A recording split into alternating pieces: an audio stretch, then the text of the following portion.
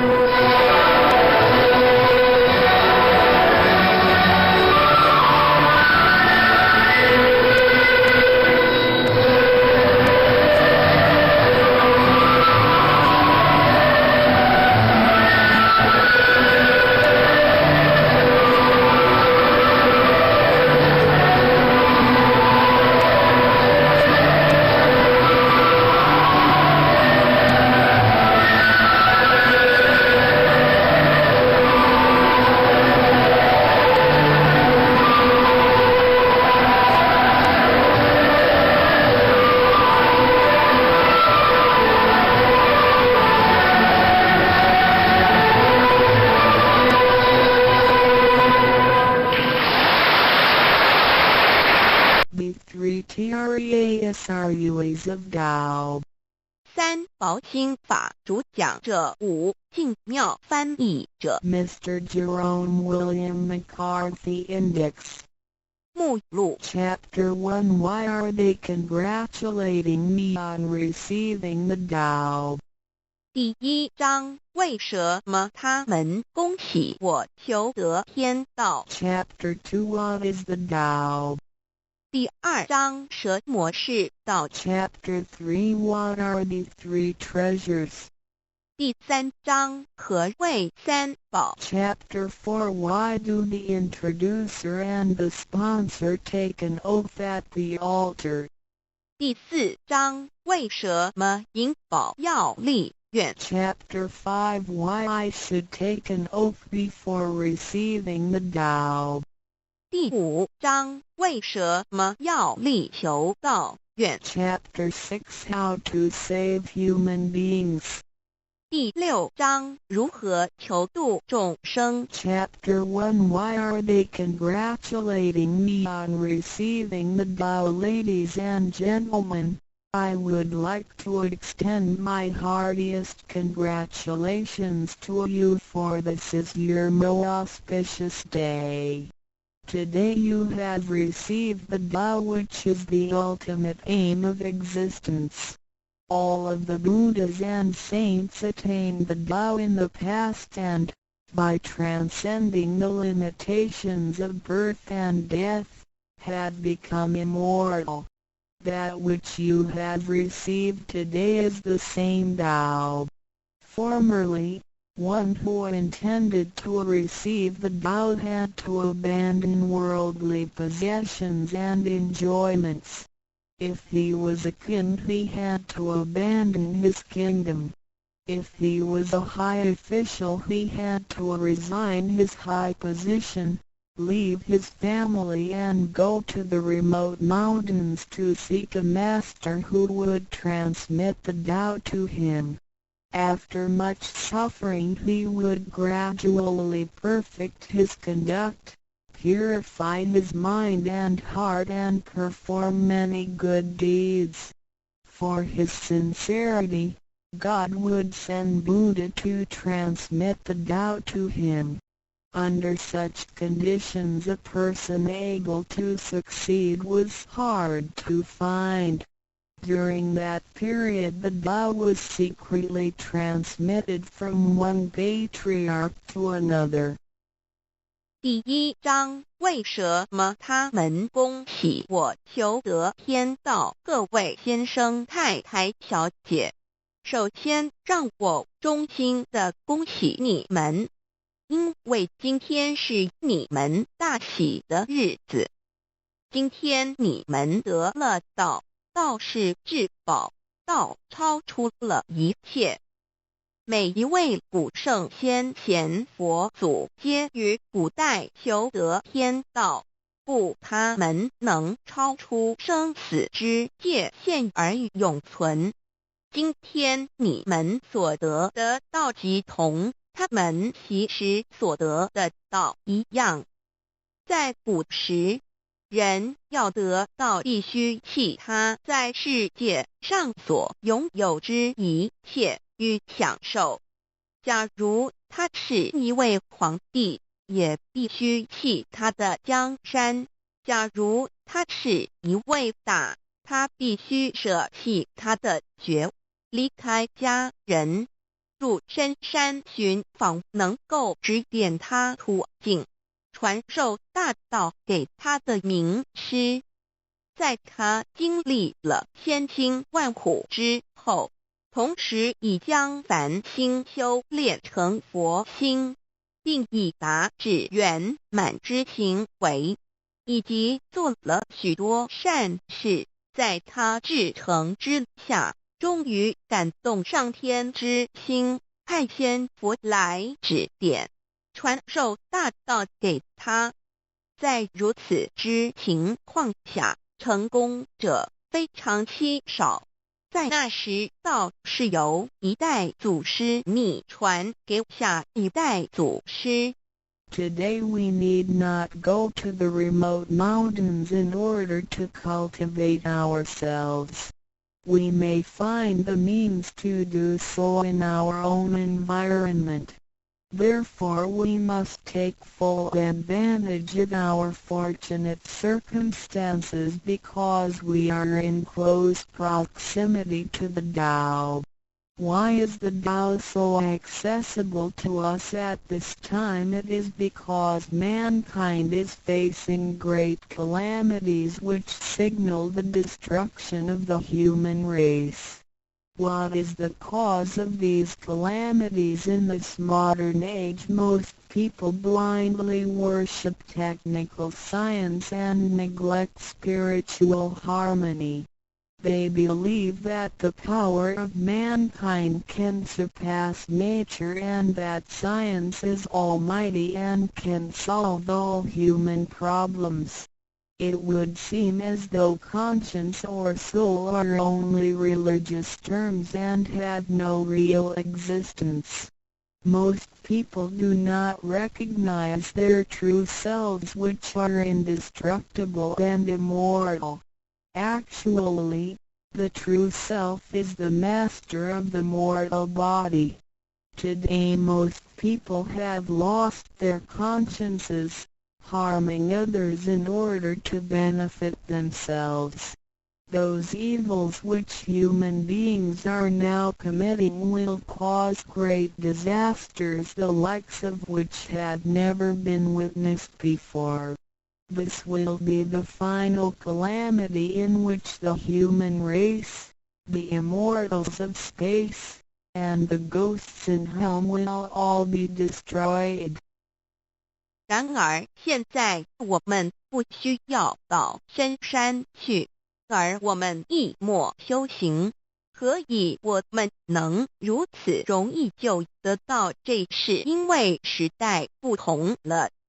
现在人类面对劫难之来临，末劫就要来到，末劫将会毁灭全人类。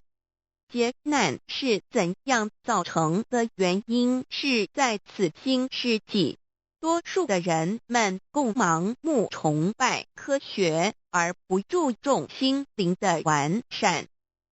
他们相信人类的力量能超出大自然，科学是高于一切，科学是万能，科学能解一切人类之问题。而良心、灵性仅是宗教之名词，它永不能实现。人们不认识真理。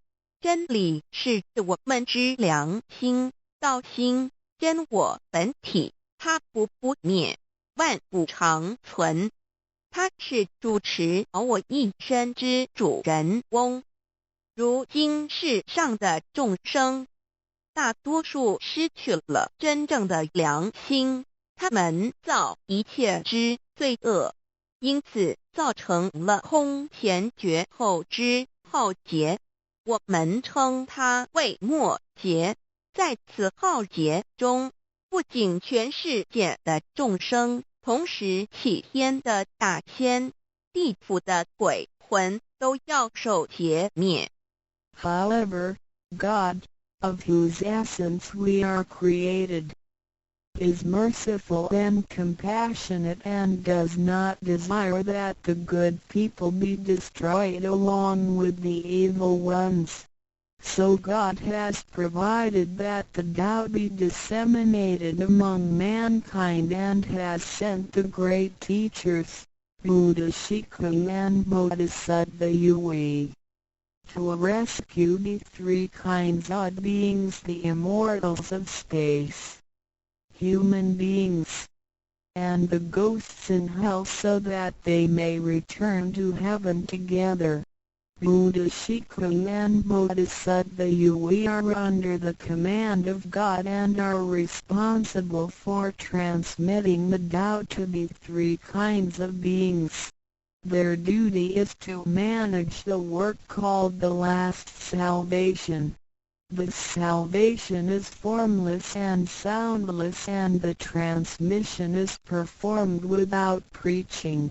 It directly points out the original nature, conscience or soul of mankind, in order that people may realize their true nature and thereby become enlightened. 然而，是我们灵性的至高无上之母亲上帝，是非常的慈悲，一不忍善恶俱焚，因此降下真道，并派名师济公活佛与月慧菩萨降世，挽救三曹弃天之大仙，世界的众生，地府的鬼魂同返天堂。我们师尊师母二位老大人奉老母的命令，真传真守，普渡三曹。他们的责任是办理末后一收圆大事，不立文字，教外别传，直指人心，直指人人固有之良心。灵性使人们见自性而成佛。When the last calamity arrives, nothing can save mankind except the true way, which is the Tao sent from God. That is why the Tao is widely propagated today to save good people. Ancient people first cultivated themselves and then received the Tao. But today we receive the Tao first and then cultivate ourselves. Therefore, after we have received the Tao, we have to seriously cultivate ourselves.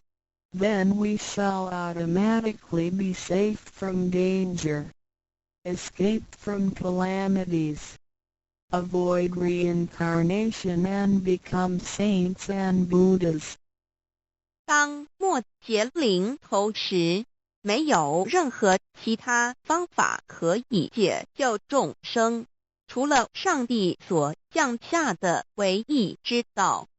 因此现在大道普渡善男信女，古人是先修后的，先修道然后才得道，现在我们是先的后修。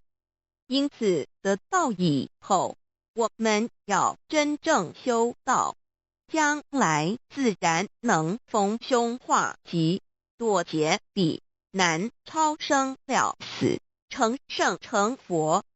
Although it is easier for modern people to receive the Tao than it was for past generations, the ability to receive the Tao also depends on each person's condition and background. Today you receive the Tao because you had an affinity with our temple, and you and your ancestors have performed many virtuous acts. Possibly you were cultivated in a religion in your previous lives. These conditions allow you to have an affinity for the Tao. Without this affinity you would never receive it. 虽然今人比古人更易得道，然而亦是各凭各之，根基缘分。今天你们得道皆因与佛有缘，前世有行善积德，祖先有德，也许前世有修过五大宗教或其他宗教，因此使你们今天有缘得道，否则将永不能得道。Chapter 2 What is the Tao? Ladies and gentlemen, you have received the Tao today, but what did you actually receive? What is the Tao? The Tao is the source of everything. Tao is the creator and master of the universe. Tao is God, the supreme power. Before the earth and sky existed, before the creation of the universe, the Tao existed. After the universe is annihilated and nothing remains, the Tao will continue to exist and to create and control a new universe. The Tao is limitless, invisible and formless. It cannot be seen, heard, smelled or touched and is beyond the power of human comprehension. Tao activates everything. Yet we cannot see its action. It works without effort, yet nothing left undone. Man usually calls it nature. Nothing can exist without the Tao because everything depends on it. Tao is God and our soul issues from God's essence. We are God's children. 第2章蛇魔是道，各位今天已经得到。究竟的是蛇魔是道，道是天地人万物之母，道是宇宙之本源，创造者亦即主宰者。道上帝，道至尊至贵之神。当天地还未生之前，一切都未有之前，道已先存在的。当天地毁灭后，道不毁灭，道能再生天地人万物。天地人万物生成了，道其中主宰。道非常奥妙，道无形无相，视而不见，听而不闻，不可嗅，不可捉摸。道超出了人们的想象力而不思议，亦不可言说，一切皆是道所为。然而我见不到道的动作，道是无为而为的，然一切莫不是道所为。人们常称它为自然。假若无道，任何一物不能存在。因为一切都依靠道而的存。道上帝，我们之灵性是上帝所赐，我们是上帝之儿女，上帝是我们之天。When we speak of the creator of the universe, we call it Tao. When we speak of the ruler of everything, we call it natural law. When we speak of the animating and controlling principle of our being, we call it soul or conscience. When we speak of the creator of our soul, we refer to the Heavenly Mother. In Chinese she is called Lao Mu. All left the above are one and the same. 当我们从它作为宇宙之本源而言，称它为道；在它作为一切之主宰而言，我们称它为理。当它在我们体内，使我们生存并支配肉体时，我们称它为灵性或良心，因为它赋予我们本性。我们称它为老。这些名称虽异而其意相同，皆指同一物而言。Now, what you have actually received is the Tao. Tao is everybody's true self. Today you have been initiated by the teacher and the door of your mind has been opened. Now you are able to understand that the body is not your true self. The body is controlled by the Tao within you. 现在你们的就是道，道是每一个人的真我。今天你们已的名师指点，开了心窍。现在你认识了肉体并非真正的你。而灵性才是真正的你，那位无形无相的。然而在支配你的身体的灵性，才是真正的你自己。While you are alive, your soul dwells within your body. As soon as the soul leaves your body, you are dead. Your soul is from God, but your physical body is from your parents. You already had the Tao within you yet did not realize it. Therefore, you have had to search for it and had now been fortunate enough to find a teacher who was able to transmit it to you.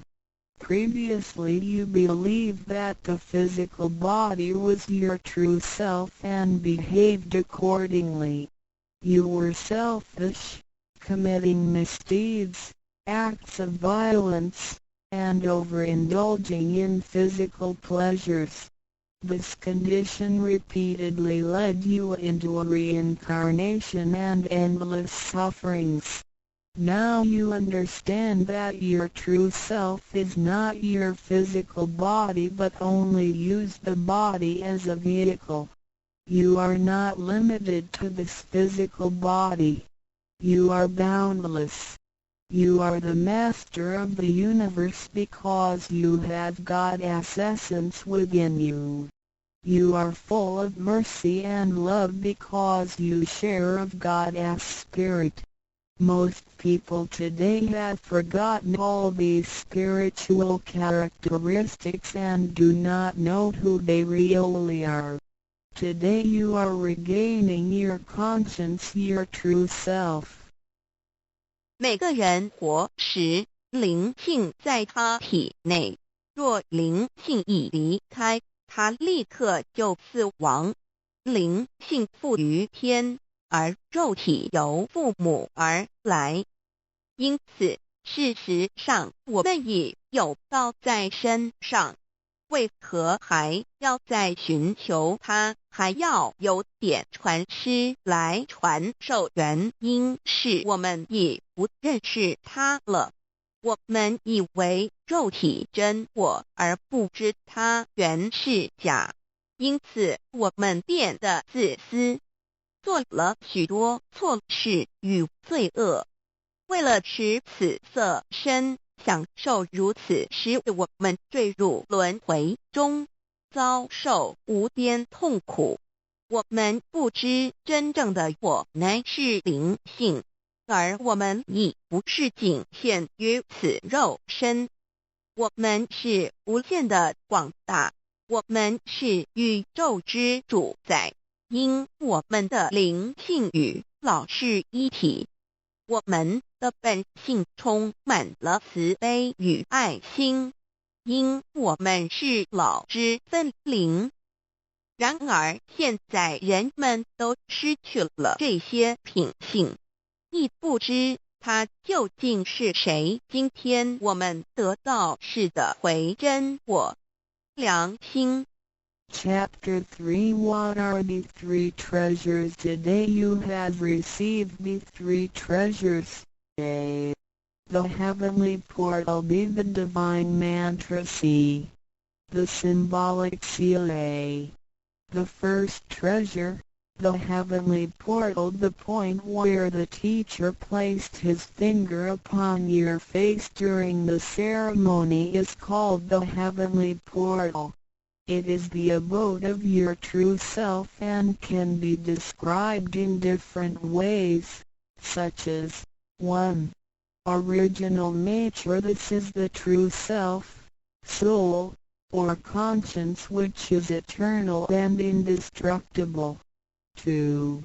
The portal of birth and death. The heavenly portal is the door by which our original nature enters and leaves our body. Confucius asked, "Who can leave the house without using the door? Why do people not follow this way?" 3. The way to heaven. A Buddhist sutra says, heaven is 108,000 miles away. These words are the metaphor which actually means that it was not easy to become enlightened because the true teacher was difficult to find and the Tao was not yet widely propagated. Without the proper understanding of the Tao, heaven seems very far away, but with a real understanding of the Tao, heaven is very near. Today your teacher has pointed out the way for you and you may now ascend to heaven with one step. 第3章，何谓三宝经天？你们所得之至宝，亦可称为三宝：一玄观，二口诀，三合同。第一宝玄观，玄观玄妙莫测之门。玄观点传师向你们指点之处，它有许多名称，一点本性，此是我本来固有的真我灵性良心，它是不毁不灭的，它永远存在。二点生死之门户，玄观是灵性出入身体之门户。孔子曰：谁能出不由户？何莫由斯道也。三点通天大陆佛经云：西天108000里，此是譬喻，亦成佛是不易之事，因为名师难访，大道还未普传。然而名师经已指点明明路，你一步登天。4点 The main entrance, the heavenly portal, is the main entrance. It is situated at the center and not to the left or right, above or below. This entrance was locked after your imperishable spirit entered the body at birth. If the heavenly portal is not unlocked by your teacher, your true self is not able to leave the body by the main entrance at the time of death. Instead, it will have to leave by one of the side gates: A. The eyes, B. The ears, C. The mouth, D. The nose, E. The navel, F.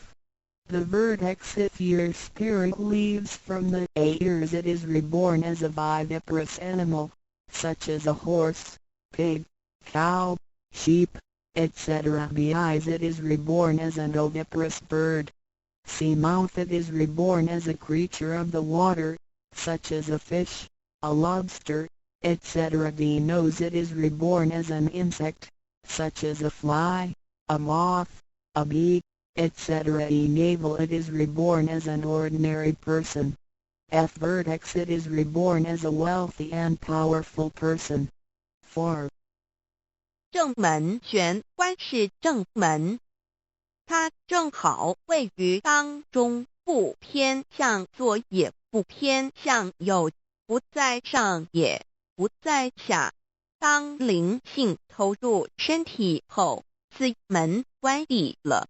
假如我们不欲名师指开玄关，临终时我们的灵性将无正门可出离身体，它只能由其他旁门出去。来生当为胎生之动物，如马、猪、牛、羊之类。二由眼而出者，来生当为卵生之动物，如飞鸟之类。三由口而出者，来生当为湿生之动物，如鱼虾之类。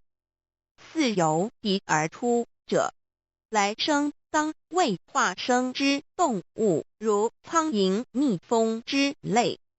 五由肚脐而出者，来生当为平庸之人。六由顶门而出者，来生当为富贵之人。上述之路乃生死轮回之路，不能脱出生死之苦。点传师点开玄关正门，这是通天之路，我们不必再走四门，不必再坠入轮回受苦。但是我们必须要真修，否则玄关虽开，我们的灵性仍不能返天，因我们还是充满罪恶，灵性为罪恶所是不能自由从正门而出的。5点 In the Bible, Matthew 13:11, John said to his disciples, I baptize you with water to show that you have repented, but that one who will come after me will baptize you with the Holy Spirit and fire. The Tao is transmitted to you in the temple of God through God's sanction and commandment. The holy lamp on the altar symbolizes God. In the transmittal ritual, the teacher uses the incense to lead a line of fire from the holy lamp to your heavenly portal. Then, using his finger, he connects God's spirit with your spirit so that they flow together as one, thereby enlightening you with God's Spirit. This is the actual fulfillment of John's prophecy. 5. 圣经上记载，约翰对他的门徒说，我用水给你们施洗，表明你们已悔改。然而在我之后的将用圣灵与火给你们施洗。请记忆，你们是在上帝的宫殿里得到，因为我们有上帝的天命。那盏佛灯代表上帝老。在点道之仪式中，你们已见到点传师以香柱从佛灯引来一条经指向你们的玄关，然后借点传师的手指点在你们的玄关之时，上帝一一的圣灵已点开了你们的心窍，照破了黑暗。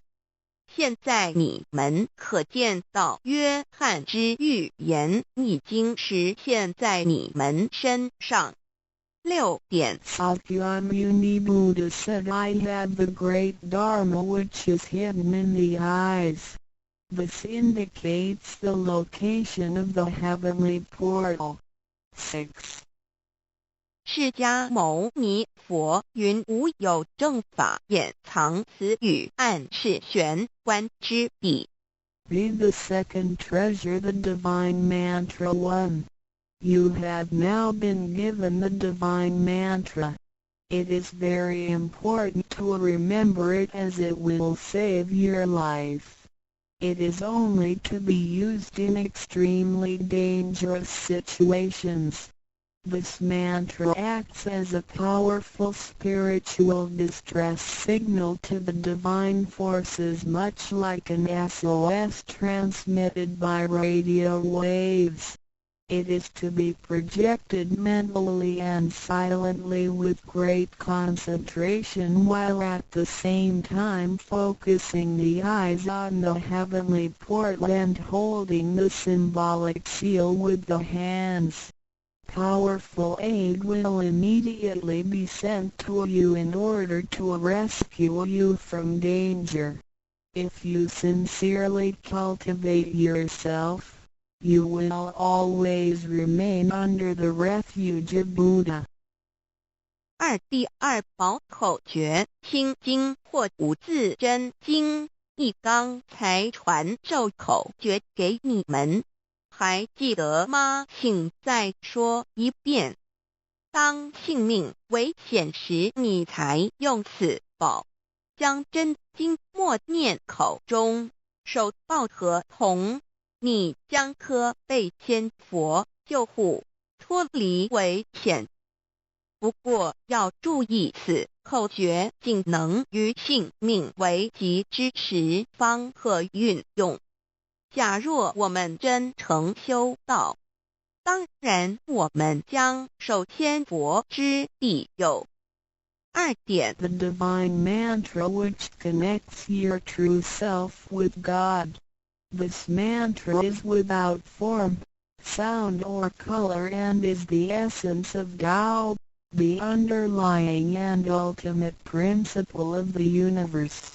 This mantra unites your being with that of the Tao, forming a powerful bond. Every great religion indicates this potential unity, but they do not fully understand how to implement and effect it. You now have this knowledge and are familiar with its application.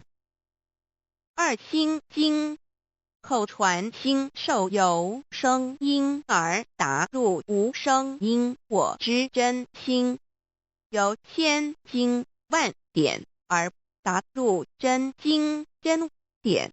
心经心法真空也，真我本性也。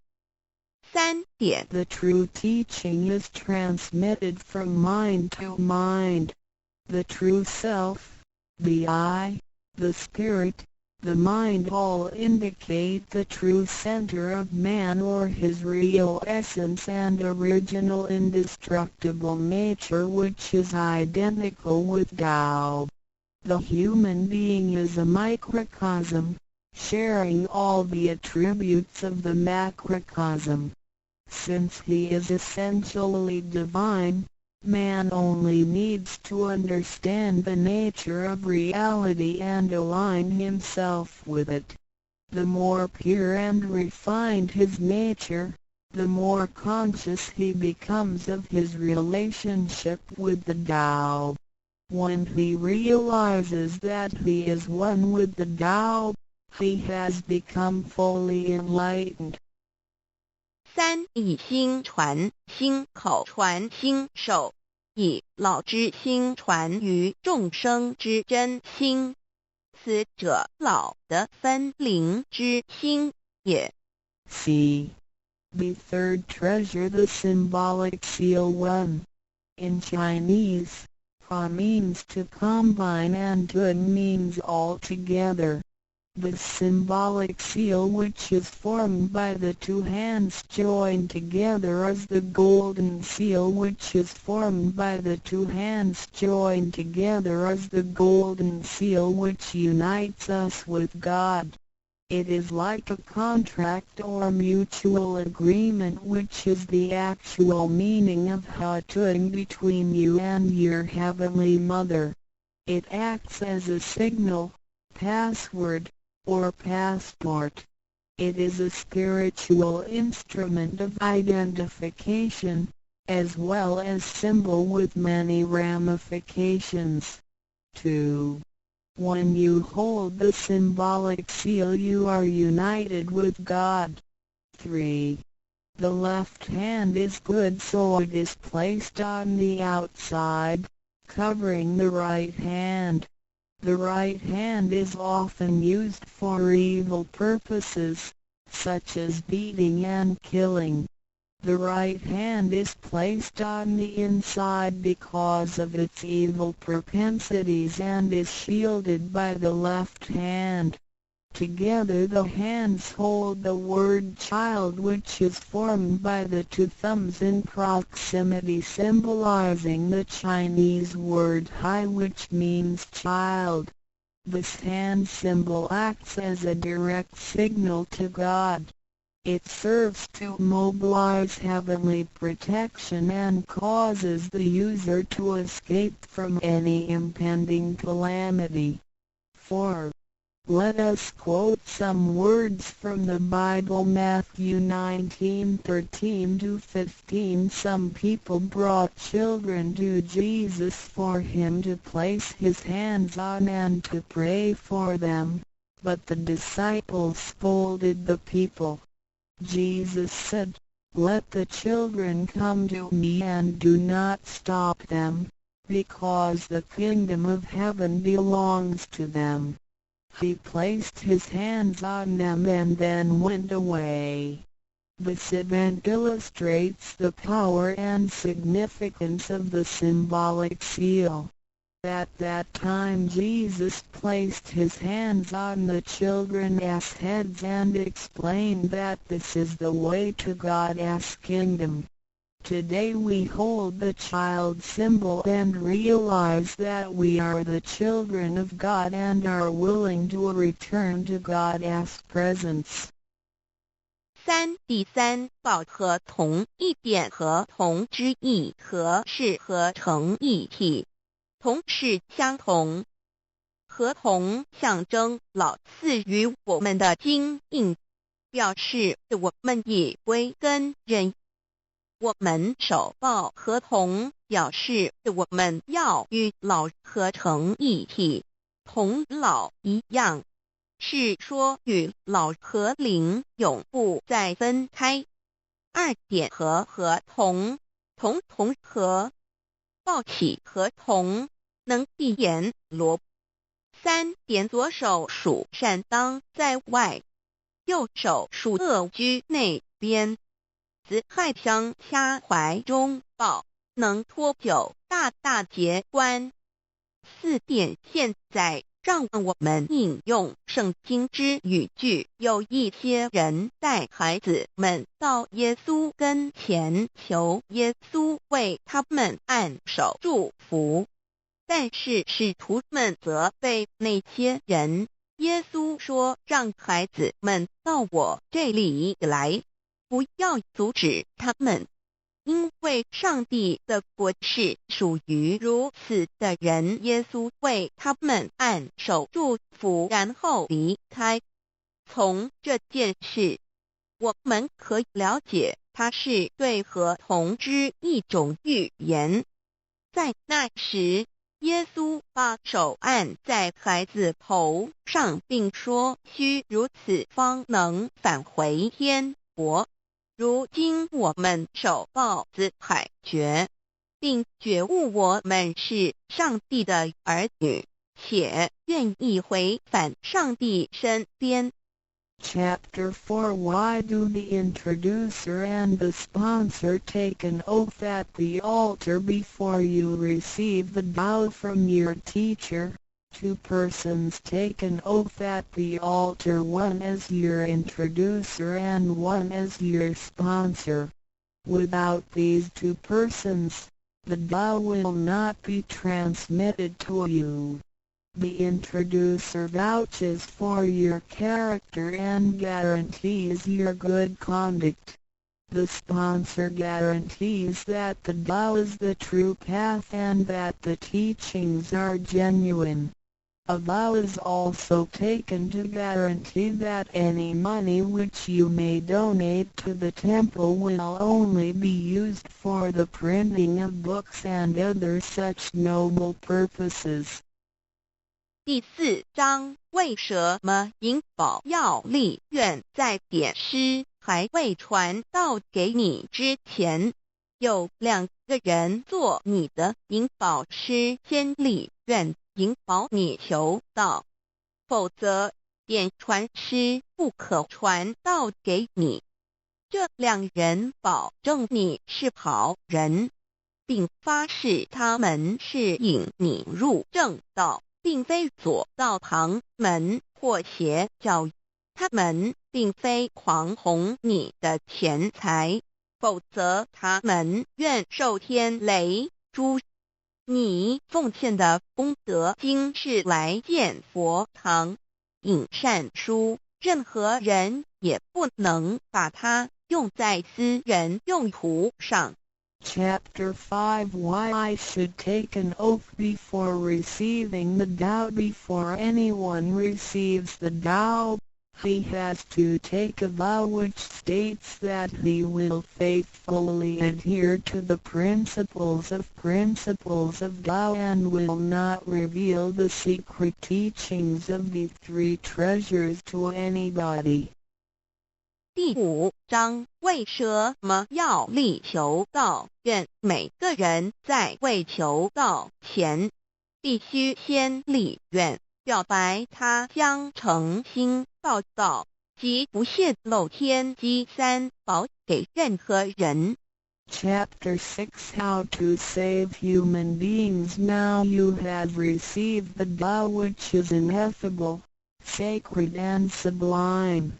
You have just been saved by someone, so now you should try your best to spread these exalted teachings to your fellow human beings and urge your family, friends and acquaintances to receive the Tao. This is of great merit for you because you are not only saving someone's physical body from disaster, but you are also saving his true self from the sufferings of reincarnation.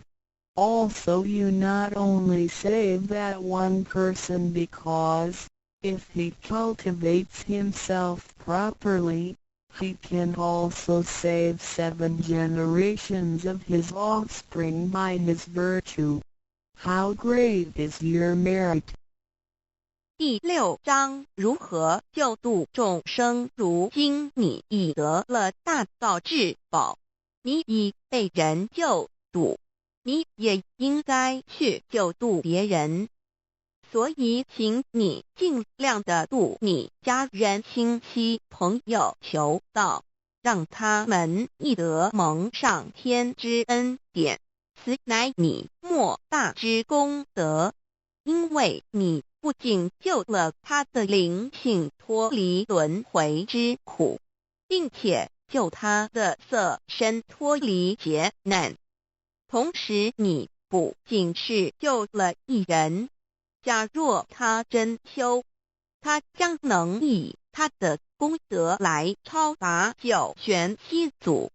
你的功德何其大呀！NDRODUCDIOLANDUDAO.html 先天大道简介中应对照 http://www.taolibrary.com/category/c63006.htm Introduction to DAO 先天大道简介 Introduction to DAO 中应对照先天大道简介一和为先天大道二道与我有什么关系？三求道是求什么？四求道对我有什么好处？五具备什么条件才可以求道？六求道对我的生活有什么影响？七道的宝贵有什么印证？一和为先天大道，先天大道又简称道。我们若仔细地去观察，心窍开悟之后，就可发觉宇宙间森罗万象皆是杂而有序，而自然界万事万物的运转也都有一定的法则。这天地人是万物的真主宰，就是道。道乃在天地生成之前即已存在，故曰先天大道。道者理也，理就是真理。在天地人万物未生以前，道即已存在，而道能生天、生地、生人、生万物万类。在天地人万物毁灭之后，道不会毁灭。道因为无去无来，不生不灭，乃代表着宇宙间亘古不变的真理。道的本体，也就是宇宙自然的本体。在混沌未判之初，宇宙间只是一团灵妙理，无天无地无人，也没有语言和文字，所以我们是无法以任何语言、文字或思虑来形容它。故大道无名，强名曰道。我们也是勉强用到这个名词，来代表它。在天地万物生成之后，早就能贯穿于宇宙万事万物之中，使一切的自然现象均能呈现和谐有条不紊的运转。这就是道的妙用。道大理为，我们虽然无时无刻离不开道的本体和妙用，却又很不容易去认识它。因此在2、3千年前，各教圣人应运出世，各化一方，针对当时天时地利及众生的根器，留下千经万典，传下诸多去恶从善的修持法门，同时也让芸芸众生认识了冥冥中宇宙万事万物均有一个真正的主宰，或称为上帝，或称为造化，或称为天主。我们称其为道或无生老，均是一名而同义。我们对道有了深一层的认识和体悟之后，就会了解天地间实无一物不是道之本体与妙用的合一。因此道虽然涵盖各大教门的经义，为千门万教的总源头，确实不局限于宗教的领域里。而上帝或老也不只代表着一切宗教的最高信仰中心，更是天地万事万物万类的根本源头与最高主宰，及宇宙间永恒不变的真理之道。所以我们今天有机会了解什么是先天大道，不只找到了各大教门的最高信仰中心，也找到了宇宙的根本源头与最高主宰，更能对宇宙至高无上的真理有一个初步的认识。道之真义，在先天之先不为先，在后天之后不为后，即大上有可量，即为上有可止，为道即大不可量，即为不可止。不所以大无不包，为无不入，无所不贯，无所不通，无所不彻，贯彻了天地人万物万类，贯彻了33天外，贯彻了千经万典，贯彻了千法万法，贯彻了千教万教，贯彻了千佛万祖，贯彻了我之一身。此乃显天大道宝贵的真义，人人必须知真觉，亦即是人人与我，我与人人良心之行也。此乃万众一心，万国一家，世界大同，此先天大道之宝贵也。二、道与我有什么关系？道的宝贵在于它大而无所不包，细而无所不入。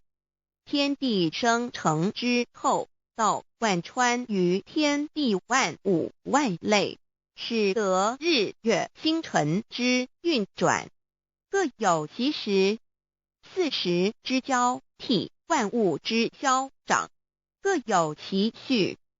而最宝贵的是，各天地万物的主宰，同时也是我们人一生之主宰，曰性理，使得我们不学而能看，能听，能吃，能动。因此我们不只要探求天地间的治理，更要回头认识我们身上固有的真理。故先天大道即是性理真传。道的宝贵，并不在于它有什么神秘稀有或特殊之处，而是在于它平时，但我们却时时刻刻离不开它的本体与妙用。我们反观一下自身，就会发觉我们身体的结构是非常精密和奥妙的。我们轻轻地握一下手，就算是这么简单的一个动作，其中所牵涉到的所有关节物理作用、能量、化学反应、神经系统资料讯息之传输及脑部分析、判断和命令之下达，以目前全世界的科技知识和文明水准，也无法一一表达出来。但是我们做出个动作的能力，却完全不因个人知道上了程度的差异而有任何影响。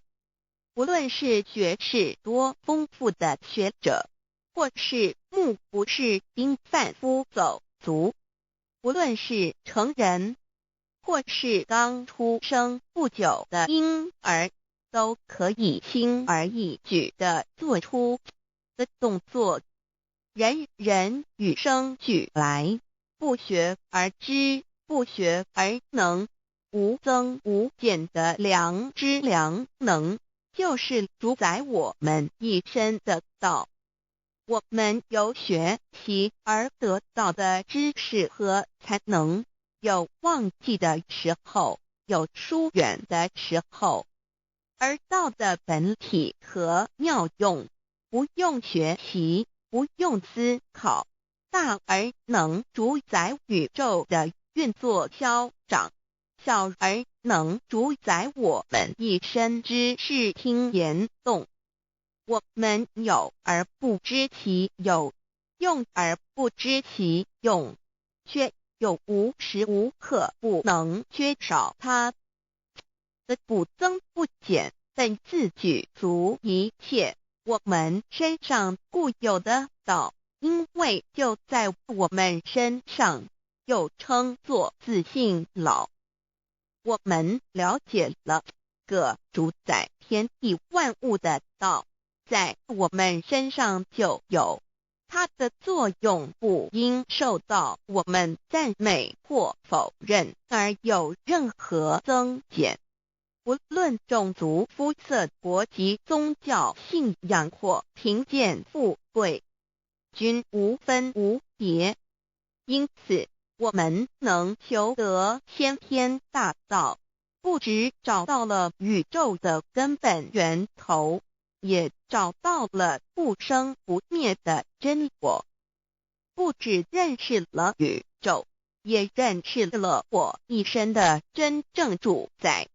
不只追求到了宇宙之治理，也找回了我身上本有的真理与良知良能。先天大道的根源是在我身上，原来固有的是我由先天带来的良知良能，即是我的良心。我的良心即是天心，天心即是道心，此心无形无相，即是真空。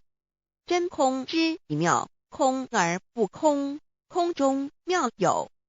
妙有者，生天生地生人生万物万类之大本也。妙用者，万灵真在也，主宰天地人万物万类之真主宰，亦即是主宰我之一身。故曰道在无身，一切万能；道离无身，此身在无一能。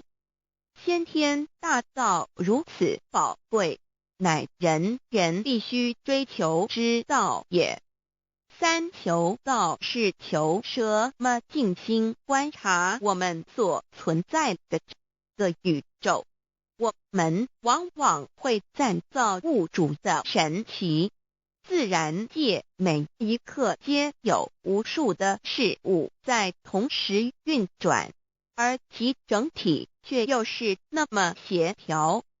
我们身上的这个真理不也是一样吗？每一分一秒，我们身上皆有无数的生化反应、物理作用等同时发生。道的妙用分布在我们身上，不用学习，不用思考，其作用虽成千上万，合起来却只有一个自我。一切有条不紊，自然而成。道在无声，运用自如，在眼能视，在耳能听，在口能言，在鼻能闻香臭，在身能运用行动做事，此即道在我身之妙用。所以我们了解了道不只主宰着天地万物，更主宰我们一身。宇宙根本源头最高主宰与我一身主宰，并非二也。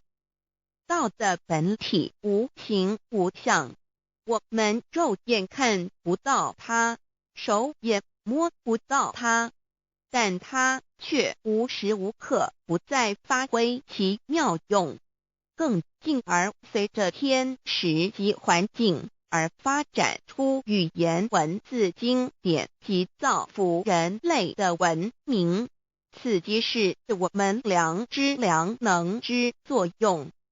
一般人不了解道在于我们自身的本体和妙用，只模糊意识到它的存在，便以灵魂代表它，我们称其为自性老。因其没有生灭，也不会毁坏，我们也称其为真我。此真我乃是最富足、最圆满、最光明、最完美、永恒不朽的。现在我们来生一看，看得见摸得着有形有相的肉体，能不能代表我把一个人生命中不同阶段的照片拿来比较，我们就可发觉面貌是无时无刻不在变化的。我们一般均习惯以相貌认人，但相貌却不是永恒的。我们的肢体也不是真我，某些人不幸失去了一只手或一只脚，仍是好好的活着。我们的内脏呢？现在科学昌明，其至仅能把动物的心脏成功地植入人体。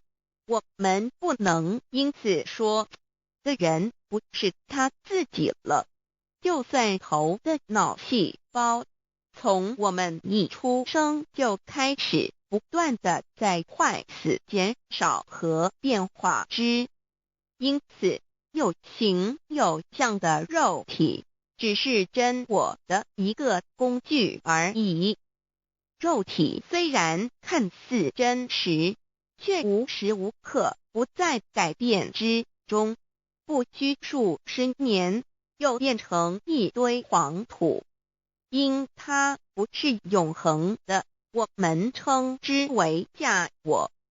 对于真我和假我有所了解之后，我们也就可以了解我们为什么要求道了。如今我们非常幸运能有机会求得先天大道，求得的就是三宝。三宝简单明了，但也博大精深，其内容在求道时会详细解说。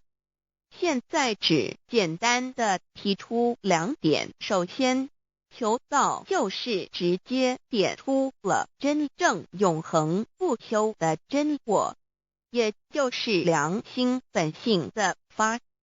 在物质文明远较精神文明昌盛的今日，假若迷失真我，我们的人生将有如行尸走肉。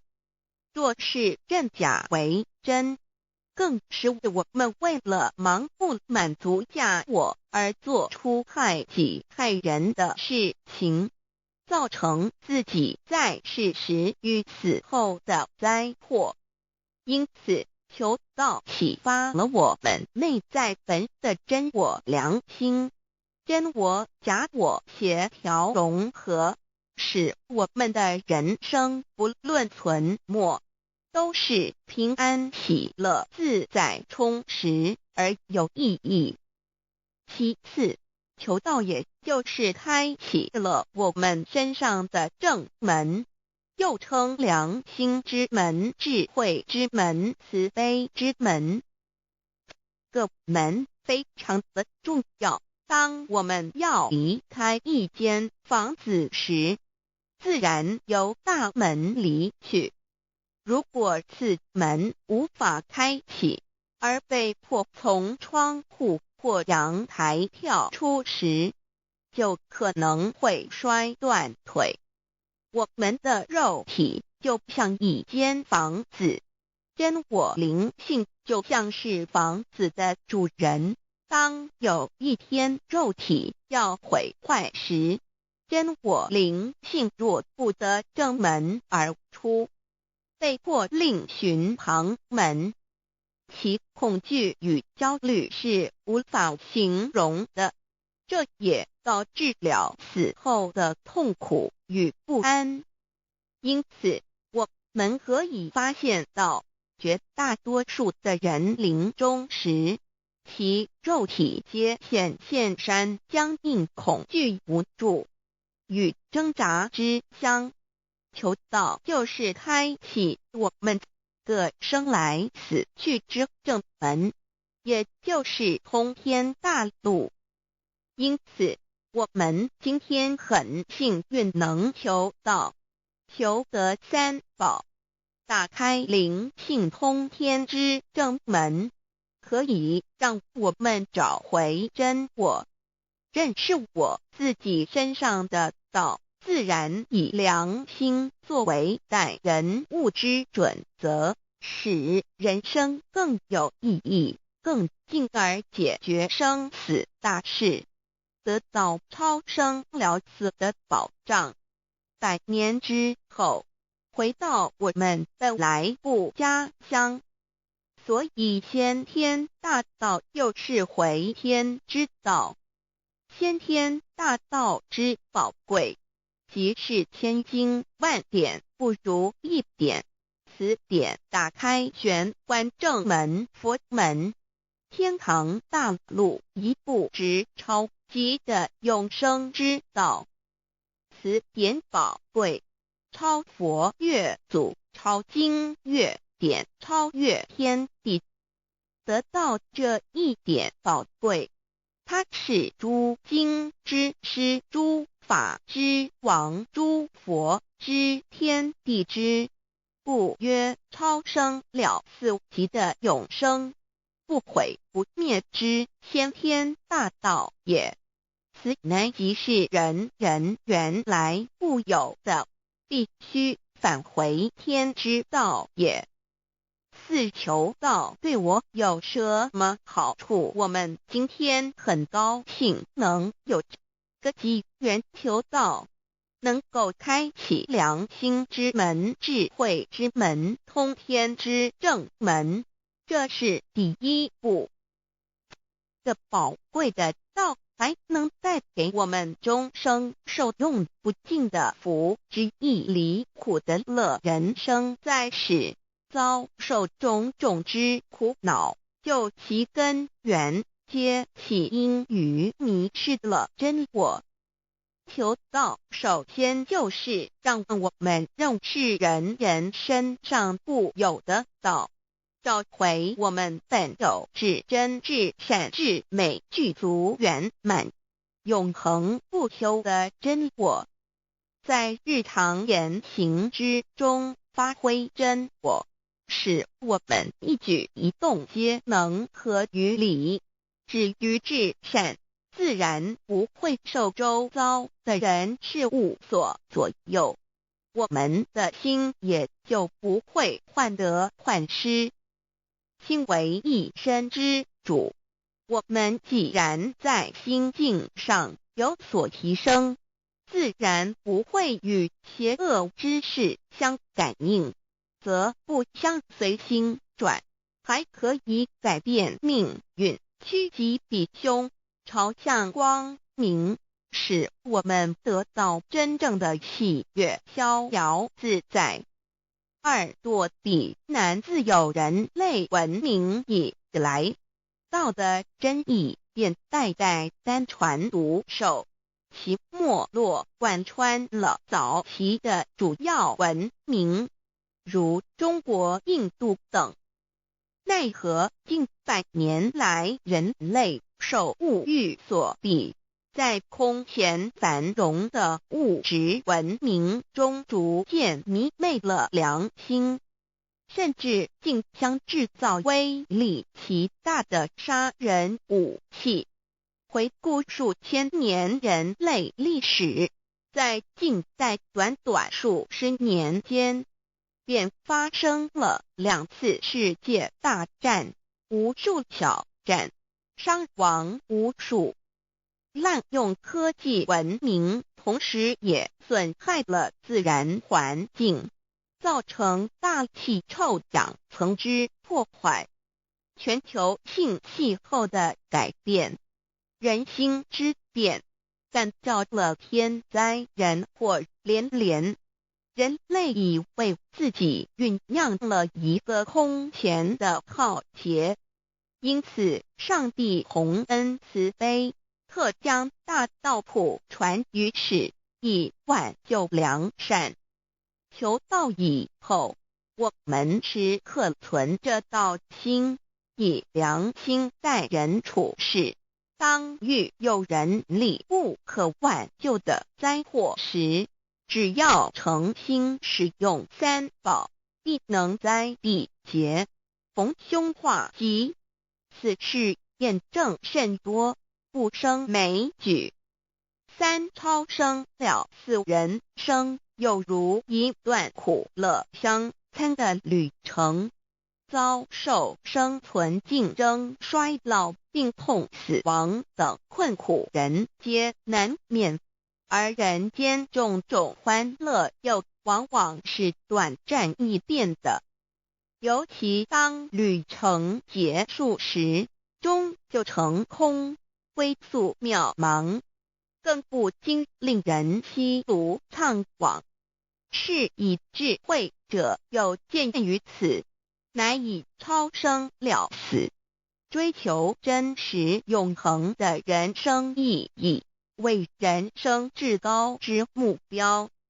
古代先修后的，因此古人为求超生了死，尽毕生之力，苦修苦行，仍难以访得名师达成心愿。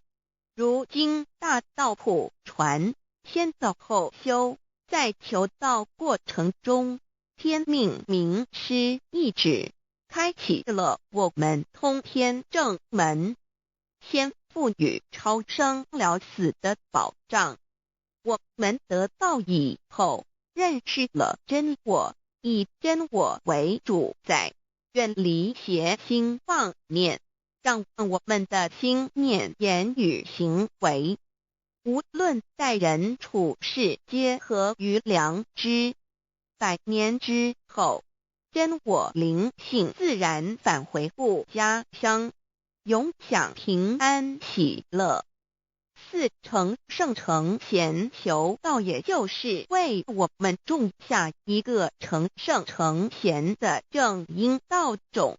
只要我们以智慧慈悲心境灌溉它，它必然萌芽开花结果，在此功利主义弥漫的黑暗时代，大道乃是光明的灯塔。求道修道，不仅让我们能够独善其身，更使我们有机会可以兼善天下。求道之后，只要我们时刻抱着道心良心，在日常生活中真诚实践道的精神，不计个人得失荣辱，努力使周围每一个人都可得享道的好处，让道的光明照亮每一个角落，尽其一生精进不懈，则在世即成就圣贤事业。归天之后，必证圣贤果位无疑。先天大道的宝贵就是天道天命，天命就是三曹名师，名师一点玄关开，打开正门佛祖来。天堂非在我身外，天上地下我都在。此乃先天大道的尊至贵至宝也。先天大道，天命宝贵，三曹名师这一点妙至极意，非是在言语文字相声音可得，非是在千经万典上的，非是在讲经说法上的，非是在是指变聪上的，非是在博学才能上的，非是在才高八斗上的，以上皆是生死法对待法，非是超生了死脱对待了生死之法也。此四极的先天大道妙用妙能的宝贵，其妙极矣。此者是无师智，此智是妙智妙慧，此智此慧是我本来固有的，由先天带来的，亦即是在找回来天地人万物万类未生以前我的初心，即我良心天心道心老心也。先天大道之妙，此妙之贵，妙不容言，不学而知，不学而能，亦即是先天带来的先知先觉妙用妙能。此知此觉此能此用，不用言语文字声色，不用思想，不用念头，不用言听是动，而生天地人万物万类。生天地人万物万类之后，这天地人万物万类，实可分妙，也离不开其妙用妙能，故曰万灵真主宰也。设若天离开先天大道之妙用妙能，则河汉星斗乱序，日月无光，亦不能轮转，则阴阳二气不能流通，万物万类世界的众生，人人皆不得其生存。设若大地离开先天大道之妙用妙能，这金木水火土不能相配，则现象丛生，山崩地裂，海水枯干，亦使万物万类世界的众生人人不能得其生存。设若人离开先天大道之妙用妙能，则寸步难行，眼不能看，耳不能听，口不能言，总之全身不能动作。100日之后，成了一堆臭骨臭泥土。此乃先天大道妙用妙能的宝贵，妙至极矣。设若觉悟认识先天大道之妙用妙能，的支持而实行，即是天人合一，天人一体治理，绝言妙不容言，不是死后成佛，当体即佛矣。故曰如来佛，如是佛也。此乃的先天大道修先天大道之好处。勿具备什么条件才可以求道？求道既然能够带给我们终生受用不尽的好处，我们今日能有机会求道，会不会显得太容易了？事实上，我们能得闻先天大道，首先要感谢上帝的恩慈，将自古不倾泻的大道普传于世，使我们有机会得此天之道。另一方面，我们本身也必须具备足够的条件，祖上有德，根基深厚，佛缘成熟，才能够顺利求道。此外，我们必须向宇宙至高无上的造物主上帝发一个良心愿，此愿可归纳为3个要点：一得道以后，愿以明既并实践道的精神，也就是日常生活所思所言所行，皆愿以良心作为依归。二得道以后，愿以能力所及，助周围需要我们帮助的人，愿意多了解道的意义，并让更多的人蒙受天道的福祉。三得道以后，绝不将求得的3宝告知任何人。3宝必须在庄严的求道过程中，天命名师传授给我们，才有真实意义。若由我们泄露给其他人，则不但毫无意义、毫无效果，我们自己也违反了天律。的良心愿合乎人人本具天赋的良知良能，所以我们人人都能够做到。真诚实践良心愿，也必须滋润我们求道时种下的智慧、慈悲、清净之正因道种，使它顺利萌芽、开花结果，才不至虚度这千载难逢的求道修道良辰。值得一提的是，我们能顺利求道，原因之一即是沾了祖德的光。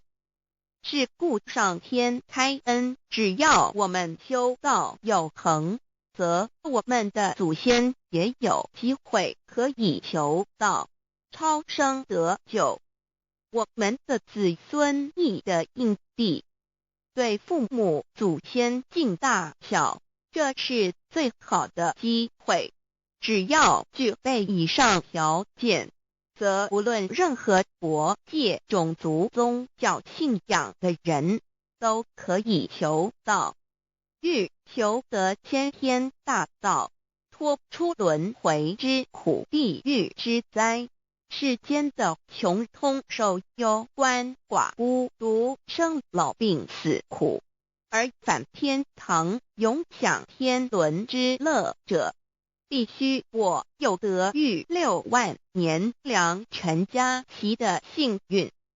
我本人心地善良，我有先天根基深厚，也就是我本人前世做的功德善事很多，此即天缘。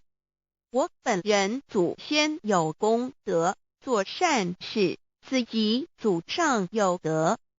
我牧人遇到引导师度我得道，此佛缘已至，也就是前生我们一同做过功德善事，或一同有修过宗教，今生遇天道降世，一同得道修道，此乃佛缘已至。六求道对我的生活有什么影响？现今正值上天恩开，先天大道普传，拯救良善之时，故普传方式皆以方便善巧，与众生契机为原则，因此求道不会对我们正常的生活造成任何负面影响。这与以往许多人苦修苦练，甚至出家的修行方式有很大差别。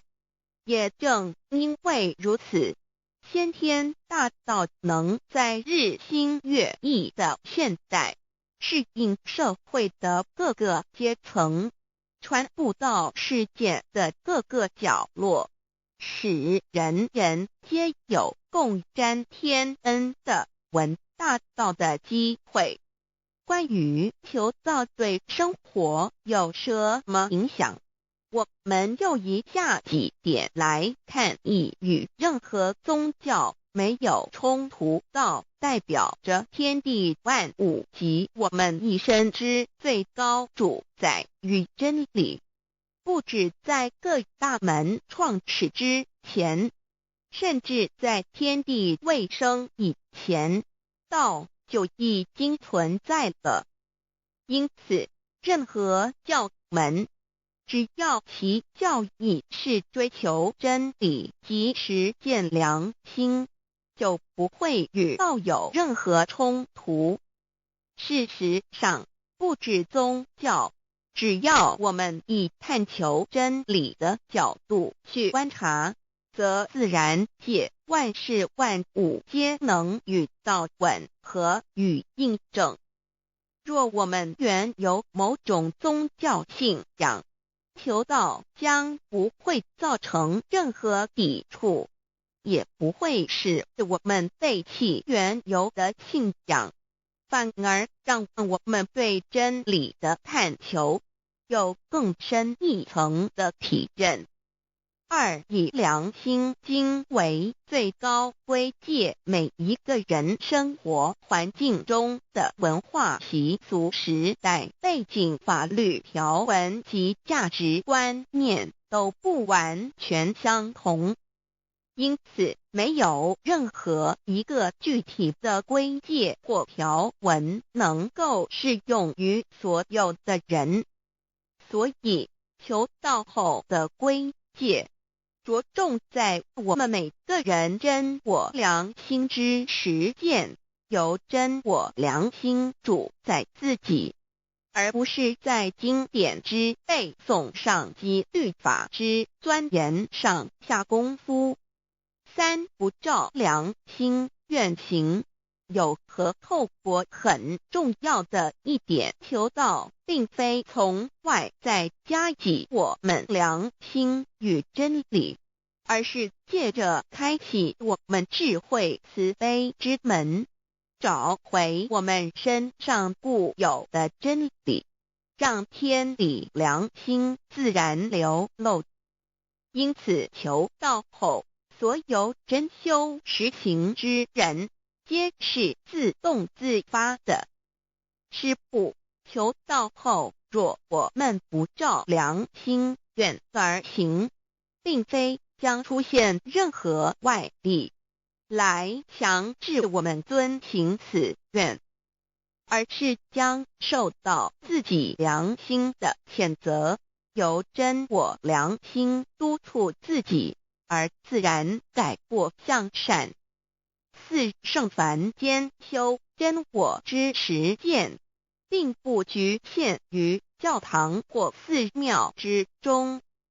因此，现今大道普传，并不要我们家舍业到深山古寺之中修炼，而是在不影响家庭、工作、学业之正常情况下圣凡间修。在日常生活中时时刻刻一言一行，皆能以天理良心为依归，就是真我之实践。务由提升自己而兼善天下，求道后会使我们生活更充实，心灵更和谐。而更重要的是，我们每一个人尽一己之力，借自身之提升，影响周遭之人事物，继而汇成一股力量，在这举世天理良心日趋沦丧之潮流中，匡正人心，力挽狂澜。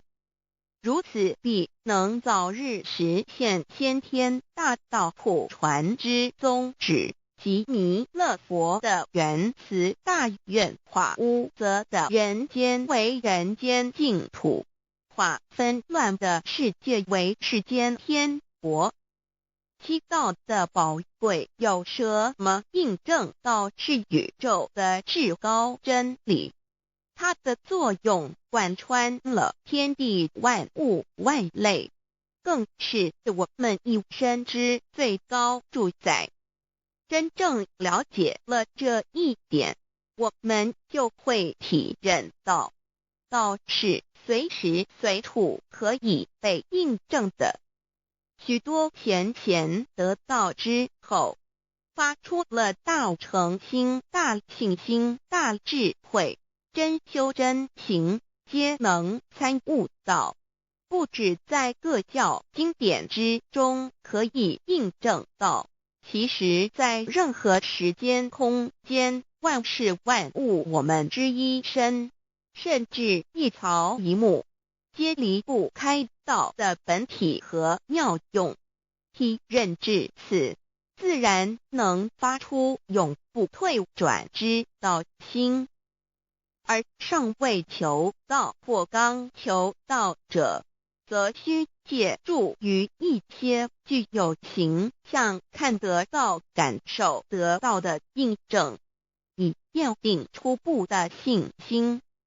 依任何人，只要有求道，经过身淡天命之名师点开玄关正门，传授三宝者，无论其功德高深为末，死后皆是身软如棉，面色如生，灵性由正门归天，东不品湿，下不腐臭，甚有多至数日不变，一腔满志者。目前的科技文明和医学知识还未进步到足以解释这种现象，但却无法否认个事实的存在。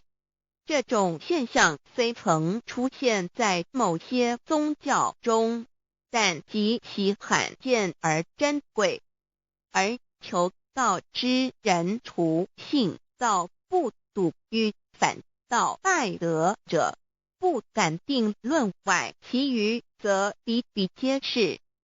肉身既显似瑞香，足可证其灵性已登善境，当无疑问。二人虽不为万物之灵，其实是很脆弱的。自从生在这个世界上，就难免天灾人祸的威胁，甚多以求道者，在遇到人力不可挽救之危急情况下，诚心使用三宝，皆能大事化小，小事化无。这种例证多得不可胜数，无法在此一一例举。以上两点虽然极为宝贵，但却是任何人只要一求道，借着上帝的天命宝贵，立刻就可以得到的保障。此后就随个人的诚心、智慧及对真理之实践，而有或深或浅不同的体认了。如人饮水，冷暖自知。希望各位具有善根，有机会能得闻大道的先生女士，皆能入宝山而满载而归，皆能求道而同真善境。Introduction to DAY. What is DAYI? DAO and MEII. What it is in DAOID. What do I get in RECI beginning DAOB? What do we need to receive DAOBI? What impact does receiving DAO have on MEDII? What can attest the validity of DAOI? What is DAO? Observing the cosmos and all the living beings consciously, among all the earthly activities and phenomena, we will find the existence of the laws of nature. There is a supernatural origin which guides all the operations happening across the galaxy, the earth, and the human beings. We call this source Tao. Tao existed before primordial time, and even before the universe was merged. It is the origin of the world, and it thereafter nurtures all the creatures and beings. Since it is unchangeable and does not evolve with time, it is the ultimate truth. It is what all saints and sages throughout human history had been searching for. The essence of Tao is the foundation of nature. The law or the power that existed before the universe was formed is beyond description, because there were no civilizations nor creatures, let alone languages. Since it cannot be applied any name, we simply call it Tao. After the world was merged, along with the mutations of the universe, we see the harmonious actions as exhibited in seasonal changes, rhythms of time and tide, and the balance of the ecosystem. We also find some conformity of human nature across various cultures. These prove the laws of nature. This is the extension of that original Tao when it is substantiated and materialized. It merged into everything that is within us.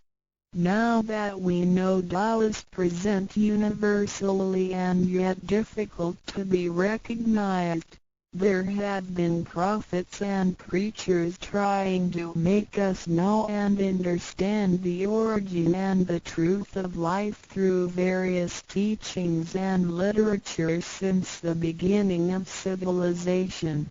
They were scattered around the world throughout history. As a result, great commandments were taught to disciples and goodness and badness were differentiated. These teachings varied, based on differences in culture, background, timing and the level of each individual's comprehension. However, they all tried to express and transmit to their descendants this Creator and Chief of the universe. It is God, or what we call Tao. As we get to know it more and more, we will realize that the essence of Tao and its effect covers every existence without any exceptions. Tao is actually the headwaters of all religions. It embraces the essence of all the preaching and teachings, and yet, it is superior to the system of belief. It is the nature, the universe itself. Tao or God represents the highest authority and power of nature. It is also the headstream and superior to all. It is the unchangeable principle. Understanding Tao allows us not only to discover the center of all religious belief, but also to communicate with the origin and the highest power of nature.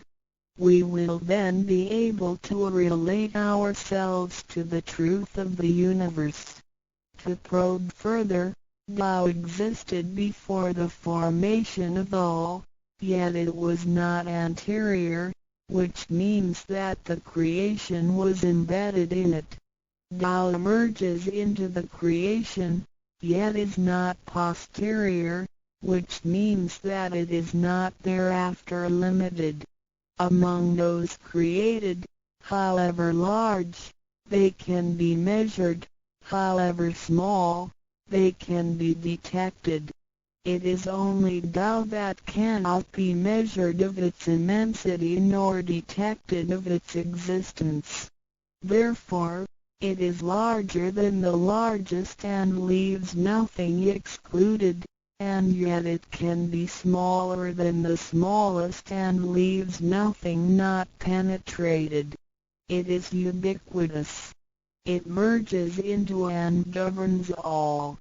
It is in charge of the space, the earth, human beings, all the creatures, and all existences. It penetrates and regulates the entire universe. It is the source of all the scriptures, sutras, as well as dharmas. It encompasses all the religions, and it is what makes one a Buddha or a saint. It is the single chief of all. And, above all, it is in charge of each individual too. It is the Divine Self. This is the true meaning of Tao.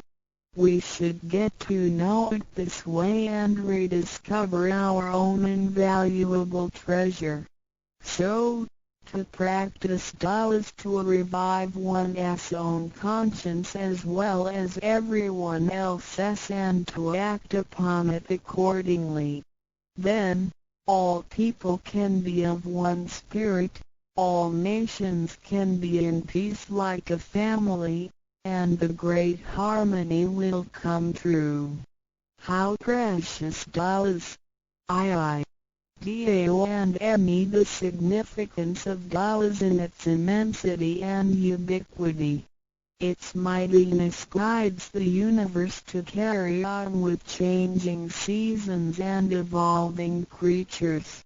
The countless aspects of the natural phenomena seem so capricious and yet really in order and in cycles. This almighty being also resides in each of us.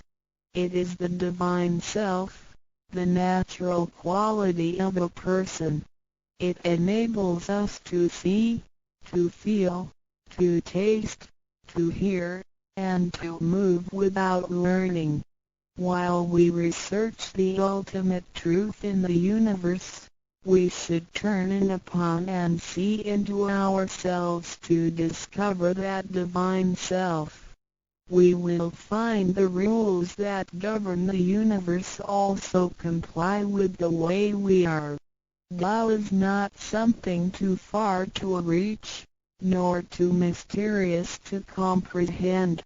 It is nothing particular, but has to do with our daily lives. We cannot do without it.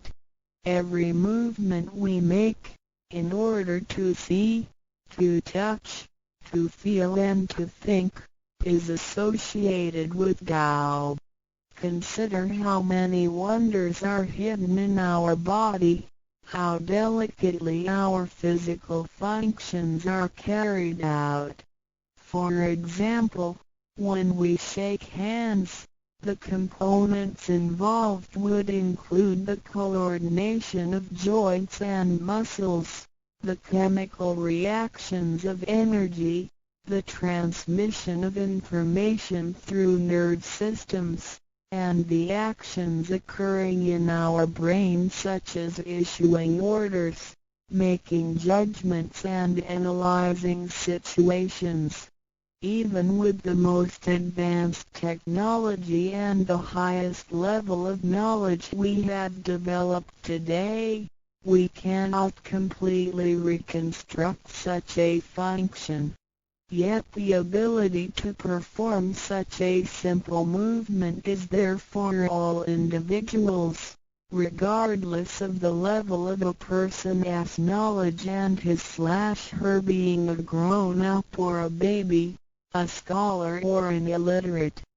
These are the kind of abilities we come equipped with naturally, without learning and being taught. It sits within us and is in charge of all. It is Tao, never diminishes nor inflates. Worldly knowledge acquired through learning can be forgotten. A gymnast can abandon his/her techniques and a musician can lose his/her skills without practicing. The essence of Tao and its extension are always in charge of the macro-universe, the nature, and the micro-universe, the human being as self. We are associated with it unconsciously since the first day. Because it encompasses the whole nature within us, we also call it native self. Tao is within and surrounding us. It needs not be worshipped nor debated over, because its existence is unconditional, regardless of race, color, nationality, religion or status. It is impartial and stays constant. In receiving Tao, we not only find the origin of the universe, but also the divine self. We get to know the highest power in the universe as well as the genuine nature in charge of self. We discover the ultimate truth of the cosmos as well as the integrity of ourselves. Recognizing that the laws which govern the universe also govern us makes us be able to return to our true nature. To probe further, the most essential concept in Tao is that we all possess it intrinsically. It is the wisdom and ability we were born with without learning or practicing. It is one's conscience, which is like the Spirit of God, the divine and immortal nature. It is invisible and intangible. For this reason, we call it genuine emptiness, which means that to be really empty, it goes beyond emptiness and can therefore have marvelous existence in it. Marvelous existence is the foundation for the sky, the earth, human beings, all the creatures, and all existences. With omnipotence, Tao is called Great Lord of all beings. This almighty being is not only in charge of the entire universe, but also in charge of oneself. So the proverb is, Tao is within self, which is the drive of all one's abilities. A physical body without Tao is useless. This is the treasure that we should all realize and fully explore. What it is indeed. When we look around the world, we admire the miracles and wonders of nature. Countless things change and move simultaneously every second, and yet in order and in harmony. So do our bodies. Countless biochemical reactions and physical functions occur concurrently within our bodies. Without learning and thinking that comes subjectively, the thousands of activities that happen within us are the extension and action of Tao. And altogether, it is one single self. It functions naturally and automatically without the need for our intents to be involved. This is the effect of Tao within us. Tao is not only in control of the universe and nature, but also in charge of every human being in his/her own actions. In other words, it is the same source that governs us as well as everything else. Tao is invisible and intangible, but it has been working out its magic before day one. Thereafter, languages, cultures, religious scriptures, literature, and civilization were developed. They all originate from Tao functioning within us. People don't realize it is Tao that has been residing and working within us and have used soul to represent the confusing and yet irrefutable being. Because it is eternal and intangible, we also call it true self. This true self is the most abundant, brilliant, and imperishable being.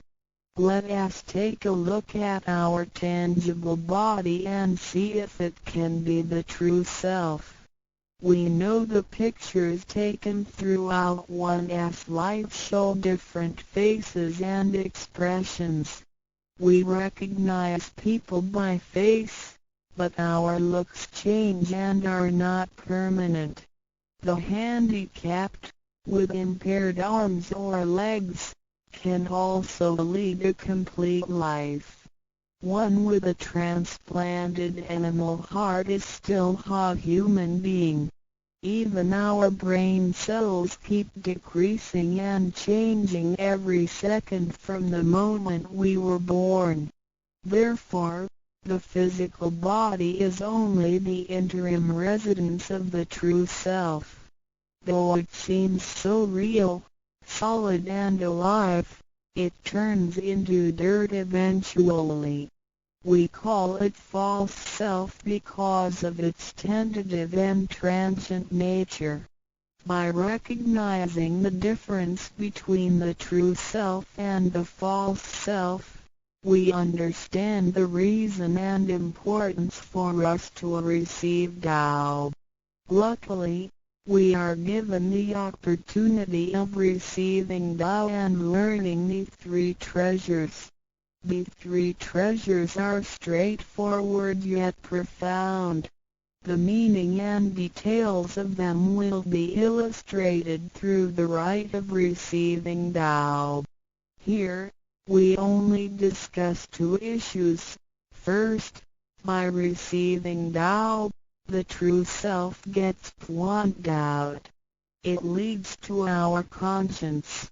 Upon the time when material pursuance surpasses spiritual seeking, giving up the true self only makes us a walking corpse. In order to fulfill and satisfy the sensational desires of the false self, we may commit wrongdoings and harm others, eventually creating troubles for ourselves. Our inner conscience is identified and enlightened by receiving Tao. Thus, the body gets to work with the spirit in a mutually beneficial and harmonious way, making our lives joyful and meaningful. Second, by receiving Tao, the front door or main gate of our bodies gets opened.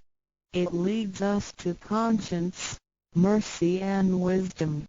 When we leave a house, we leave through the front door.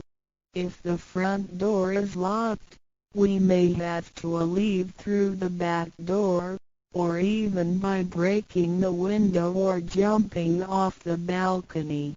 We may fall and get hurt by doing so. Our body is like a house, and our soul is the master who lives in the house. One day, When the body is aged and depleted and the soul has to leave, we can imagine its horror if it cannot leave through the correct exit. This is the pain and discomfort human beings experience at the coming of death and after death. As we know, for most people, when they are dying, their body shows stiffness and signs of helplessness and confusion. After we receive Tao, the door of life and death will be opened. Being able to receive Tao and the three treasures while having the door to heaven opened, we had the opportunity to recognize the true self and the Tao that dwells within us. We are going to treat people and the world with conscience and make our lives more meaningful. We can transcend life and death. Within 100 years, we will be able to return to where we came from.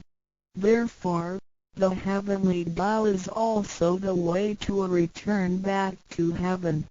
To probe further, the enlightenment of Tao is superior to studying thousands of sutras. This is the value of Tao. The enlightenment of Tao opens the main gate, the front door, which is the entrance to heaven. It gives us the guarantee to be exempted from rebirth cycles and to reach eternity. The superiority of this enlightenment lies in that it surpasses Buddhas and saints, it exceeds the scope of sutras and dharmas, and it transcends the universe. Tao is therefore source of all sutras, king of all dharmas, mother of all Buddhas, and creator of the universe. Transcendence of rebirth cycles leads to eternity. Being imperishable, Tao never deteriorates, and we have never lost it at all. Hence Tao is the direct way back to heaven.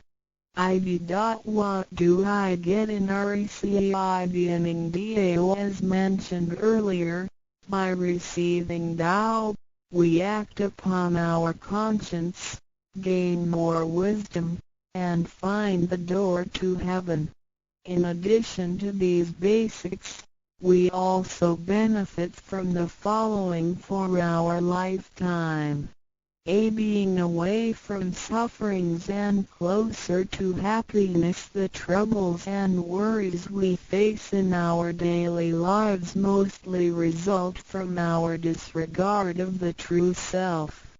Receiving Tao helps us to recognize the Tao that has been dwelling in us and to restore the beauty of the true self, so that our behavior and mind is free from being controlled by the earthly pleasures and being swayed by the losses and gains of the material world.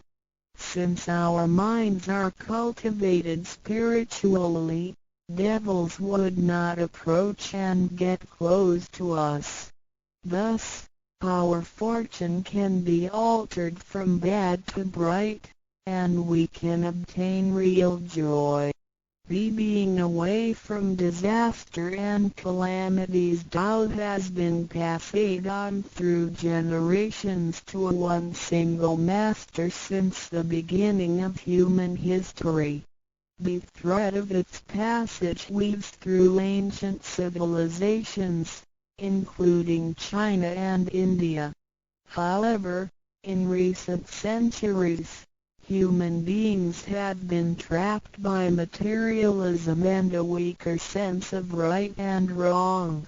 Wars prompted the development of powerful lethal weapons.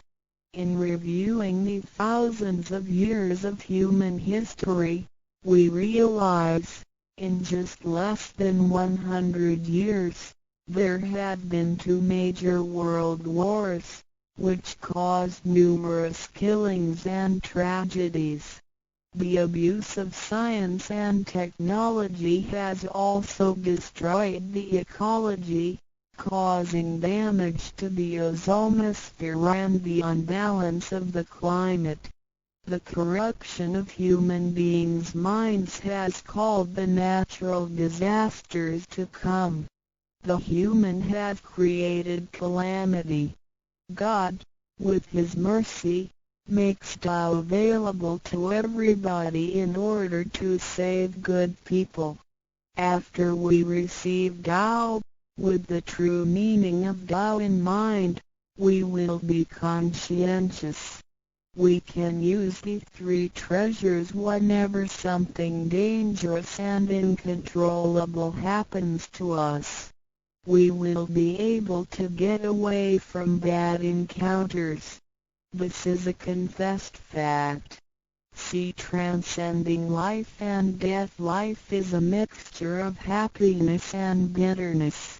Throughout the journey of life, we experience birth, growth, aging, illness, and death.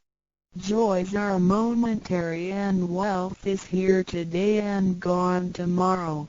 Rather than seeking the pleasure of material life, the wise make full use of their lifetime searching the true meaning of life and eternity.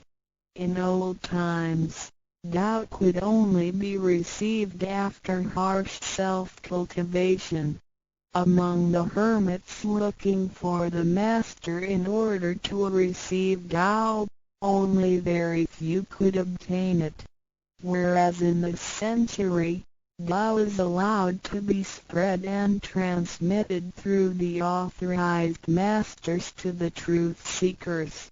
The Master points out the main gate of life and death, assuring the completeness of our true self.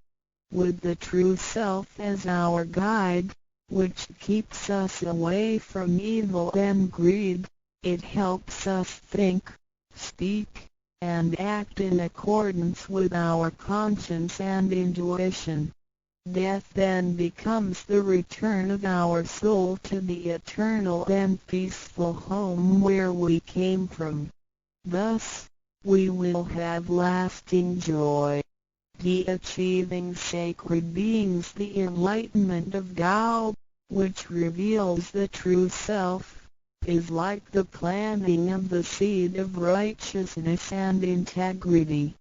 Through self-cultivation and self-improvement, the nurturing of wisdom, kindness, and purity, it will blossom and produce the fruit of sacred mind and eternal life. In time of overwhelming utilitarianism, Tao is the lighthouse to the truth. Receiving Tao, and then cultivating ourselves, not only improves our own lives, but also gives us the opportunity to better the world. After we receive Tao, we act upon our conscience and care for people around us. We cherish Tao and disregard personal disadvantages. Then we make an effort to spread the message of Tao to the world, in order for everyone to benefit from it. We are devoting ourselves to the work of God, and certainly will achieve spiritual perfection in both this world and the world after life. To probe further, the supremacy of Tao is based on the heavenly decree of God, by which Grand Masters can perform the passage of Tao. The enlightenment of Tao from Grand Masters directly opens the main gate of our bodies, which revives our divine nature. It reveals that heaven is not beyond oneself. Instead, one's true self merges into the entire universe. This is the supremacy of Tao. 1. With the heavenly decree, The enlightenment of Tao is extremely profound and marvelous. It cannot be completely expressed by any words of languages. It is not recorded on any scriptures or sutras. It cannot be described by preaching, nor can it be acquired by human intelligence, nor derived from knowledge and experience, nor achieved from gifted talents. Because the above-mentioned all have to be created and can be eliminated, which means that they cannot last forever themselves. They all bear partiality and cannot be applied universally. Hence, they cannot surpass life cycles, nor can they reach eternity. 2. The wonder of the effects and omnipotence of Tao is beyond words. It is the wisdom that does not come from learning. It is what we acquire from God and possess intrinsically. It is the same divine heart before the creation of the universe. It is conscience, the holy heart. It is the divine and immortal nature, the Spirit of God. 3. Tao is too marvelous to be described. It makes us know without learning and function without practicing. It is a prior wisdom, perception, potency, and ability. It is not constrained by words or languages. It functions without thinking, intents, or even actions. However, it can create the sky, the world, the human, all beings, and all existences. All these, after being created, still cannot carry on without Tao even for one moment. Tao is therefore called Great Lord of all beings. 4. Without Tao, the stars and planets in the sky wouldn't he have been in order. The sun and the moon couldn't he have illuminated or revolved properly. Then the yin-yang energies wouldn't he have circulated, and, as a result, this world wouldn't he have been suitable for all of us to live in. 5. Without Tao, the 5 primary elements of the earth, metal, wood, water, fire, and soil, wouldn't he have been balanced and complemented one another, which could have put the entire world in chaos. Mountains would have collapsed, lands would have cracked, and oceans would have dried up. Likewise, this world wouldn't he have been an environment for us to live in. 6. Without Tao, we, human beings, wouldn't he have been able to walk, to see, to hear, to speak, or to move. Our physical bodies would deteriorate quickly into a pile of soil in 100 days. 7.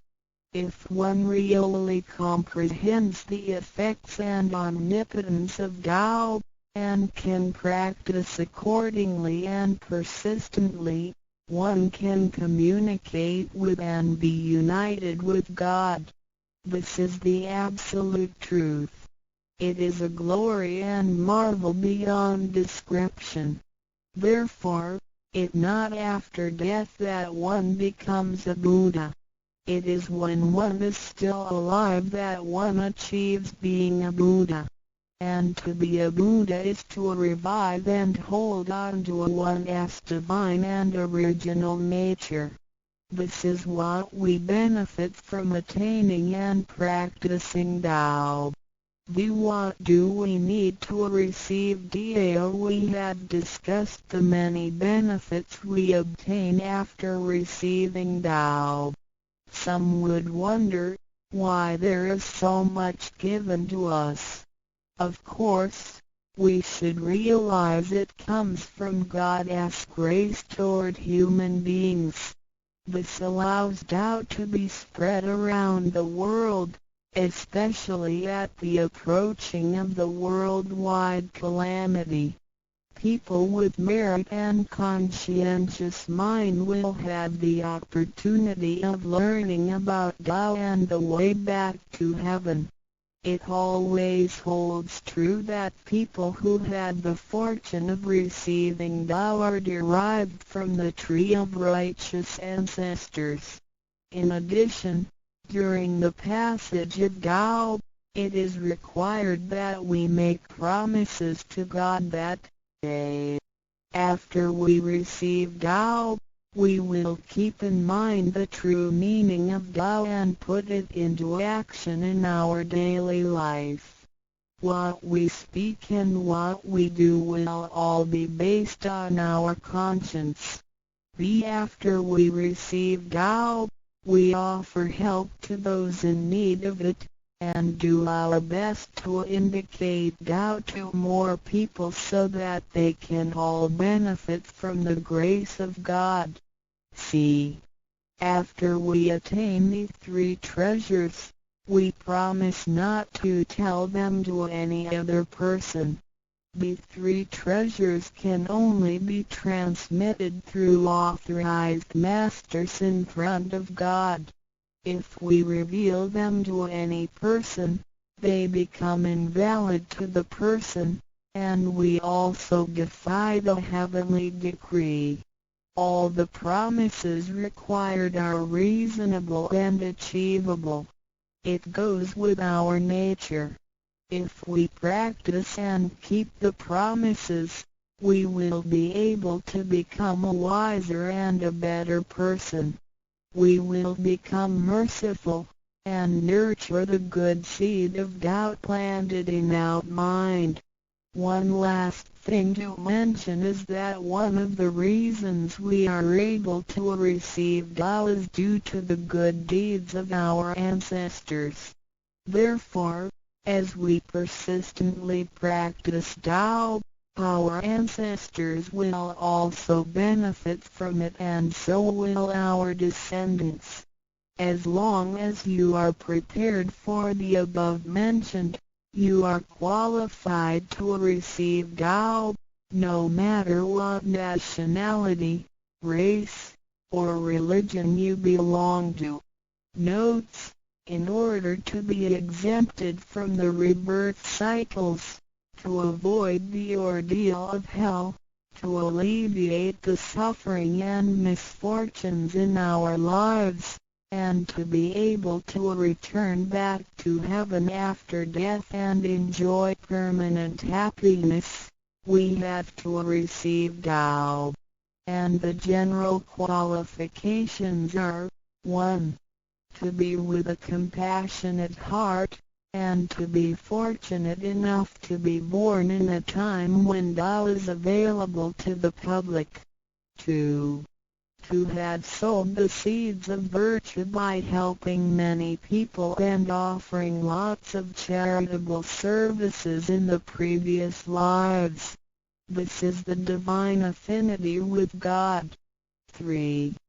To have ancestors with beneficences and welfare work as well. 4. To meet the introducer and guarantor who indicate the way to attain Tao to me. It is very likely that, in the previous lives, we did charitable services together, or we cultivated together in the same religion. So, in this life, when Tao is available, we can help each other out and practice Tao together again. So time is right for Tao due to our divine affinity. What impact does receiving Tao have on me? As we mentioned before, and like the old days when hermits had to leave their families to receive Tao through meditation and self-cultivation, Tao, at the present time, can be received in a way that is applicable and conforming to our practical needs. We don't have to give up our lifestyle in order to attain Tao. By the grace of God, Tao is intended to be delivered to the public at all levels of occupations and around the world, rather than being limited to a privileged group of people. The impacts that receiving Tao can have on our daily life are summarized as the following. A receiving Tao creates no conflicts with any religions. Tao governs the universe including all human beings. It existed before the formation of any religions. It is concordant with all religions, in the sense that religions preach the awareness of conscience and the pursuit of the truth. We don't need to give up our religion in order to receive Tao. On the contrary, by receiving Tao, we will have further understanding of the truth.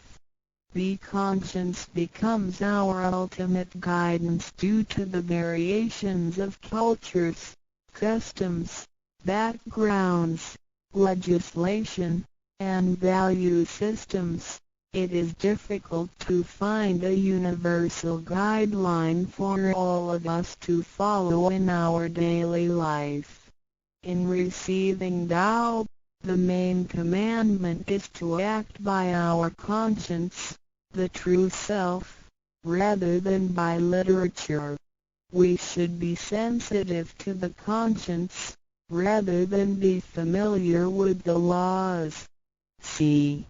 We will voluntarily keep the promise made while receiving Tao. Through receiving Tao, we are not offered conscience or true self, but merely the opening of the door to a wisdom and mercy.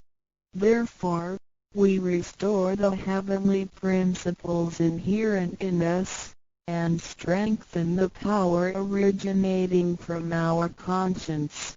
There is no external force that makes us keep the promises and commitments that we made when we received Tao.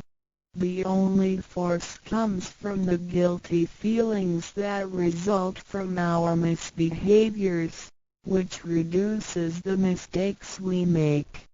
The practicing Tao can accommodate our worldly affairs. The fulfillment of practicing Tao and conscientious awareness does not have to be accomplished in a temple or church. It is not required to abandon worldly belongings or relationships in order to attain the ultimate truth. Each individual can still have his/her family, career, and schooling at the same time. As long as we keep in mind the basic guideline, we should have our practicing Tao and getting closer to our divine self. We will make a better world by improving ourselves first after we receive Tao.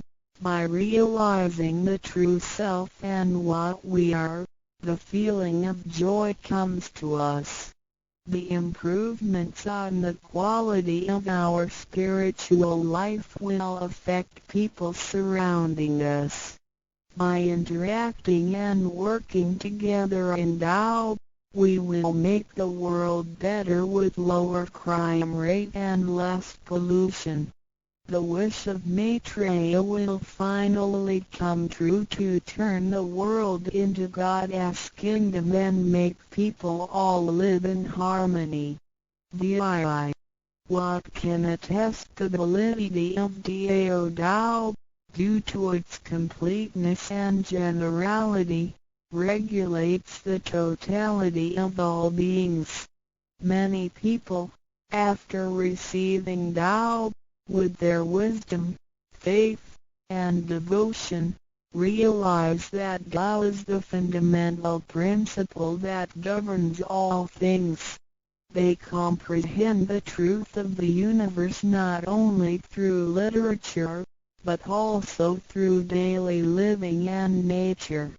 Their faith in Tao becomes strengthened and they move forward in their spiritual life. However, for people who haven't or just received Tao, Tao can be confirmed through revelations. Anyone who has received Tao with the front door open shall die peacefully. One proof of this is that for those who have received Tao and died, their bodies remain soft and their faces vivid. Since the soul leaves the body through the correct exit, the corpse can actually remain uncorroded for a few days. With the most advanced modern science and technology, it is still difficult to explain this phenomenon. However, it is a fact that cannot be denied. This has happened before in some religions, but very rarely. For people who have received Tao, this kind of testimony is ubiquitous, unless they have committed serious sins and corrupted their own mind. This can prove the soul has reached an ultimate harmony. Being the superintendent of the things on earth, human beings are nonetheless weak. Since birth, we are subject to unpredictable accidents and natural disasters. There have been many people who encountered danger, used the three treasures with faith, and got away from the danger or reduced the damage to the minimum. Testimonies of this kind are numerous. The above two mentioned are rarely heard of and difficult to believe, but they are the immediate security given by God once a person has received Tao.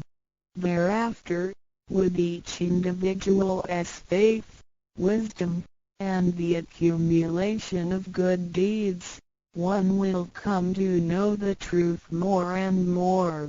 It is up to you to experience the value of this treasure.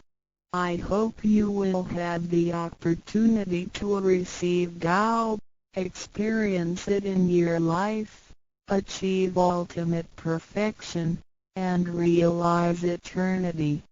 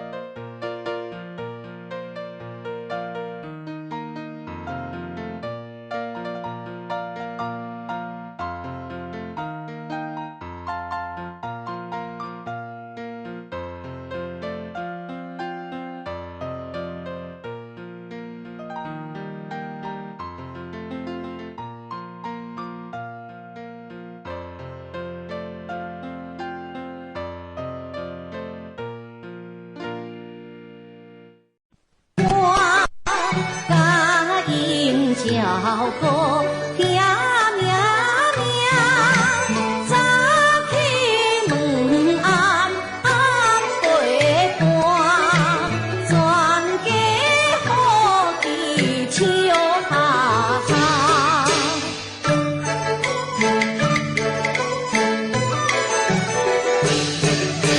认真守道心端正，这世道人打拼行，子孙出团多怪靠，鸳鸯父母好名声。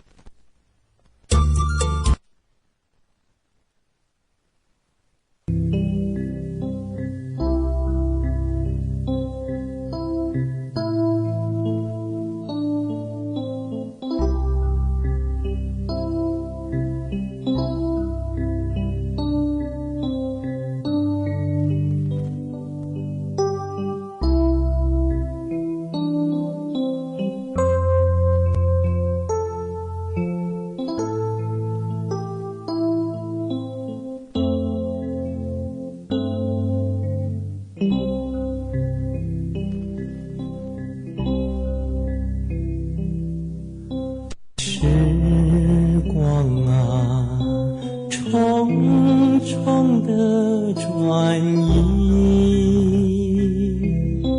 没留下痕迹，却留下回忆。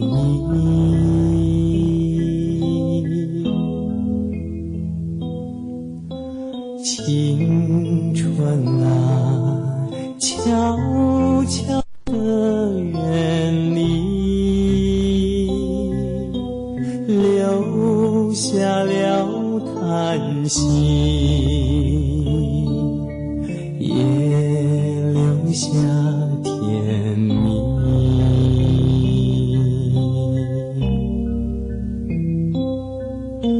付出为儿女，辛苦也欢喜，此相爱意带给我温暖与鼓励。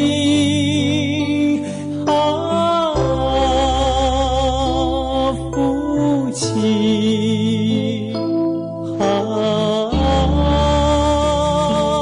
母亲，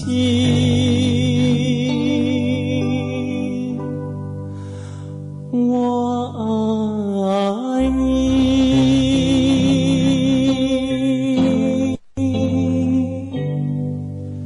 思绪啊，不断地更替，情丝无处觅，白发迎烟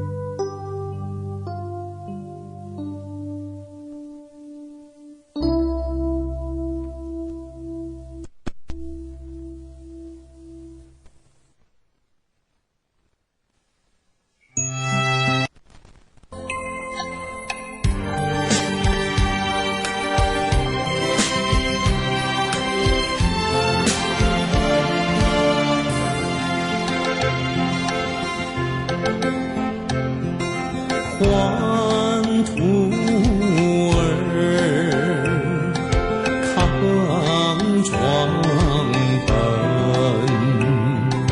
土党觉醒红尘梦，眷恋红尘谈何从？生戚戚，烟朦胧，琵琶响哑离歌动，咽喉几时诉情衷。徒儿呀徒儿，亲爱的徒儿，当心涉世险重重。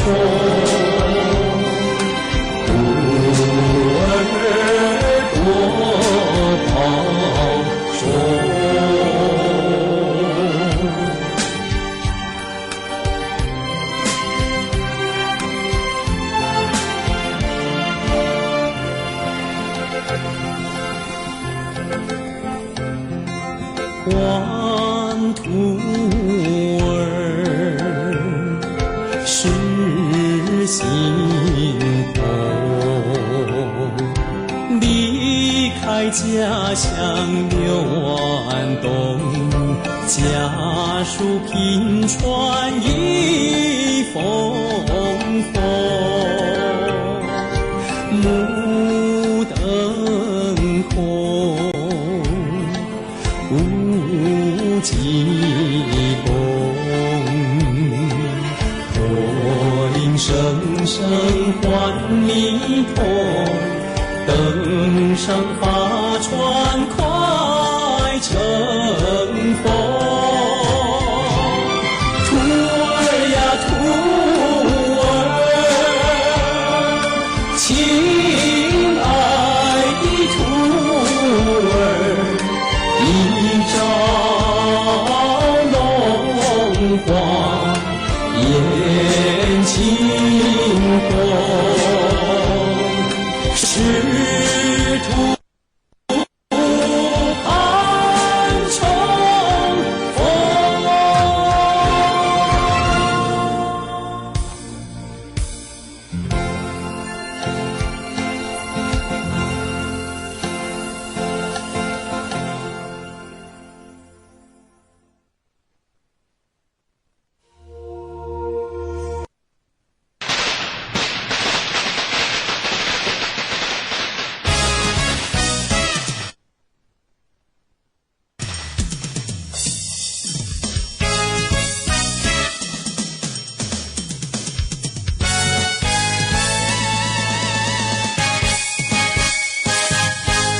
重新认识自己，再次肯定自己，绽放活性美丽，幸福就在这里。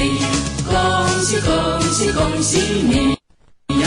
恭喜恭喜恭喜你！心小大吉大利，喜乐万事如意，祝人快乐欢喜，修道最有福气。恭喜恭喜恭喜你呀！恭喜恭喜恭喜你！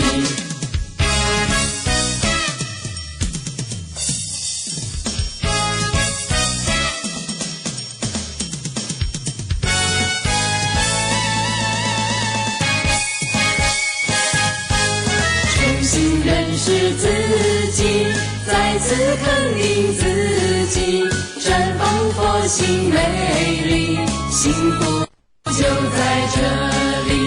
恭喜恭喜恭喜你呀！恭喜恭喜恭喜你！心小大吉大利，喜乐万事如意，祝人快乐欢喜，修道最有福气。恭喜恭喜恭喜你呀！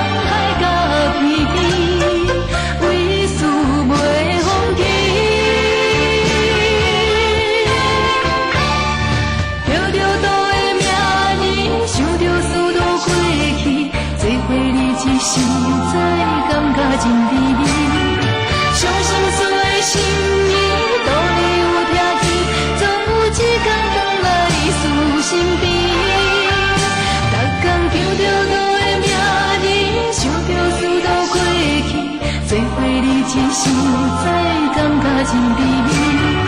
伤心事的心意，道理有听见，总有一天回来思身边。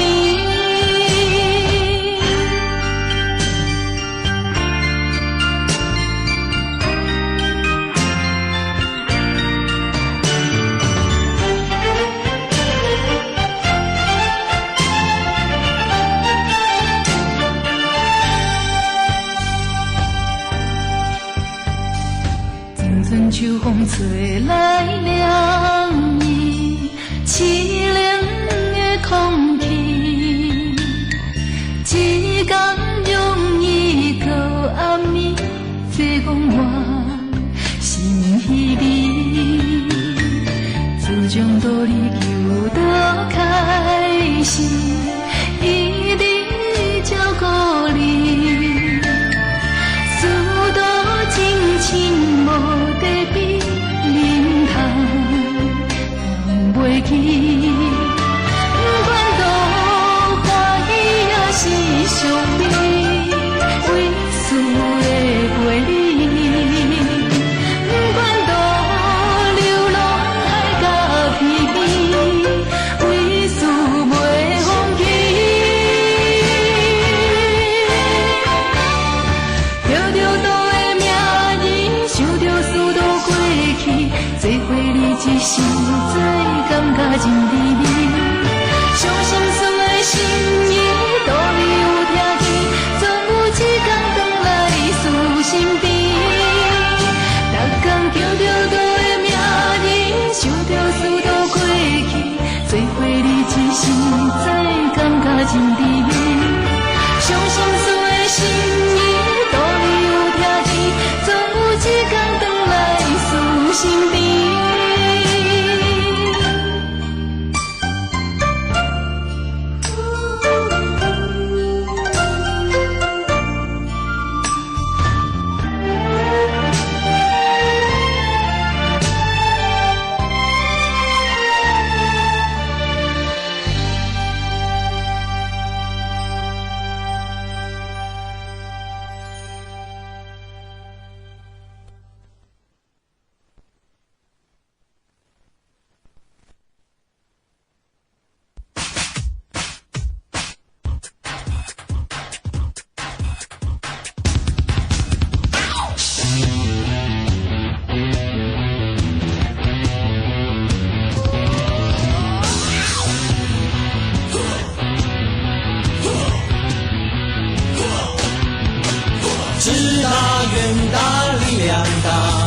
牺牲奉献是无价，愿意为众生而走天涯望天。福大量大福气大，凡事拿得起也放得下，快乐修到没有牵挂，就哈哈。再出发，再出发吧，人生用心来规划。不必在意风凉话，向目标迈开大步伐。不要怕，不要怕呀，天主诚心的你我他，情景深处妙方法，真情可把人感化。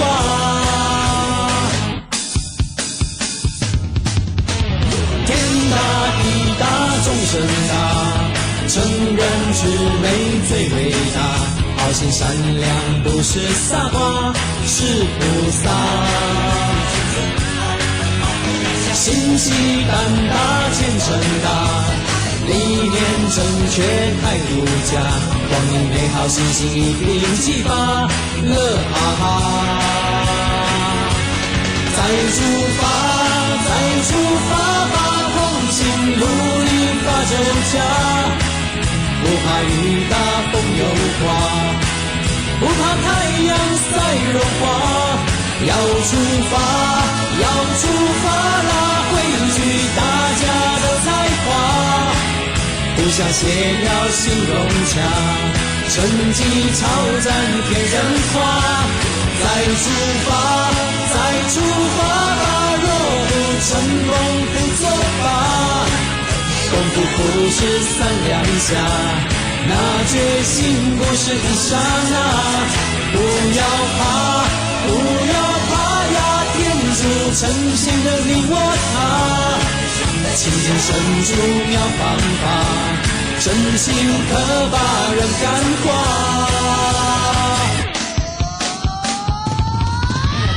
志大远大力量大，牺牲奉献是无价，愿意为众生而走天涯。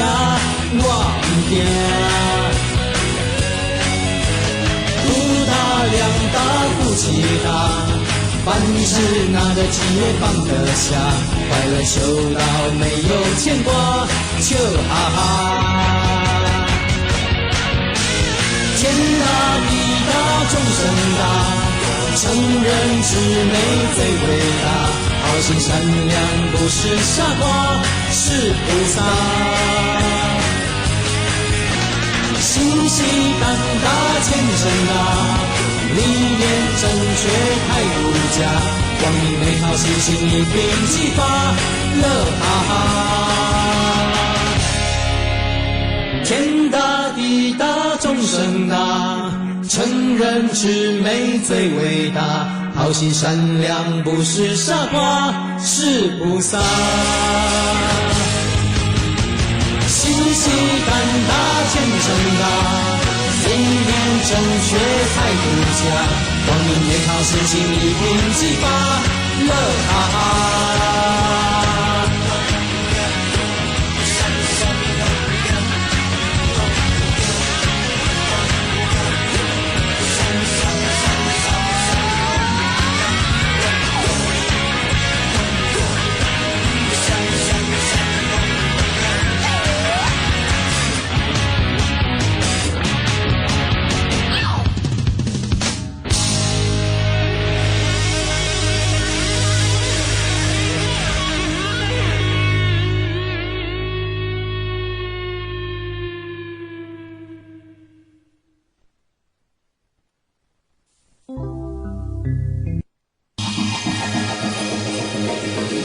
就算我现在什么都没有，挥一袖，最少我还有自由。重新来过，大志向谁能躲？虽然有挫折，我永远不退缩。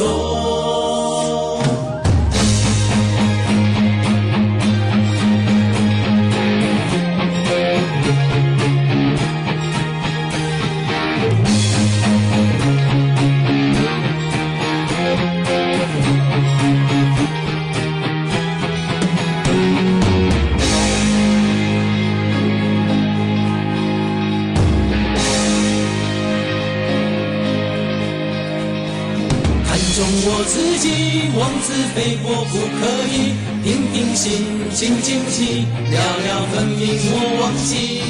手拿一支笔，面对人生的试题，1、2、3，3、2、1，头脑清楚来分析，把花前的诺言好好的回忆，到底做了多少想仔细。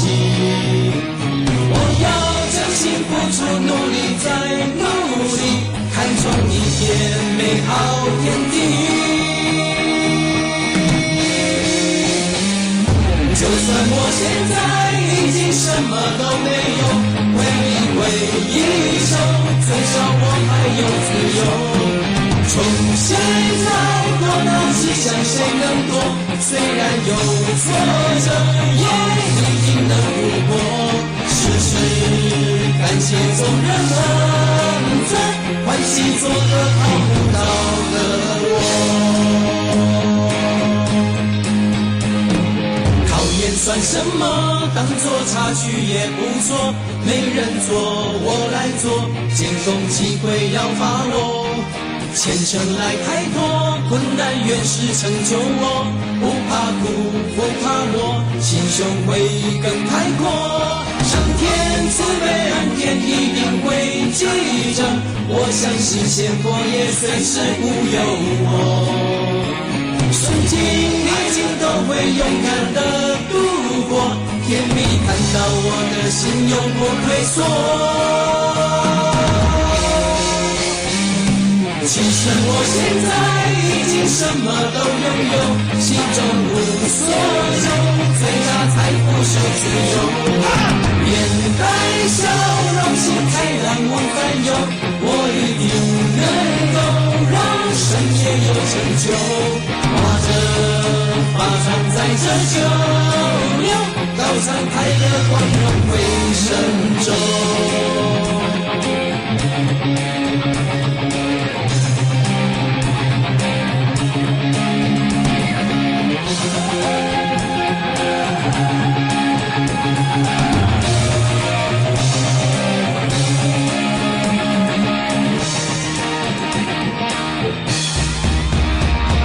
其实我现在已经什么都拥有，满足无所求，最大财富是自由。面带笑容，心开朗往返游，我一定能够让深夜有成就。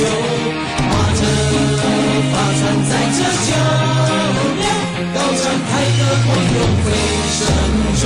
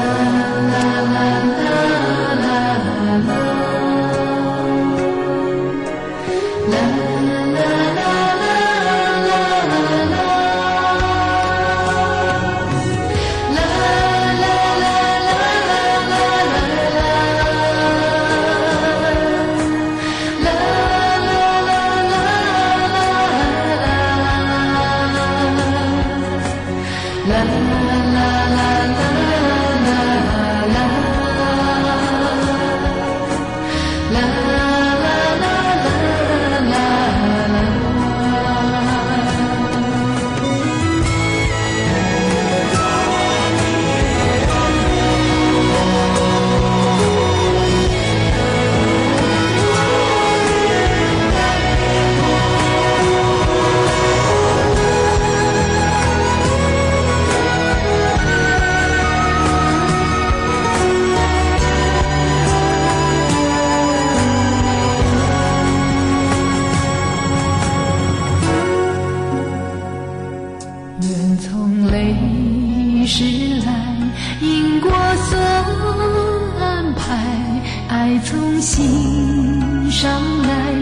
随缘才自在，人从天上来，自己做主宰，道从无始来，清净的人明白。看花谢花开，开元往人来，烧鸡脚就烧光爱，向海欢我旗开，向天开朗胸怀，人生处祥和又精彩。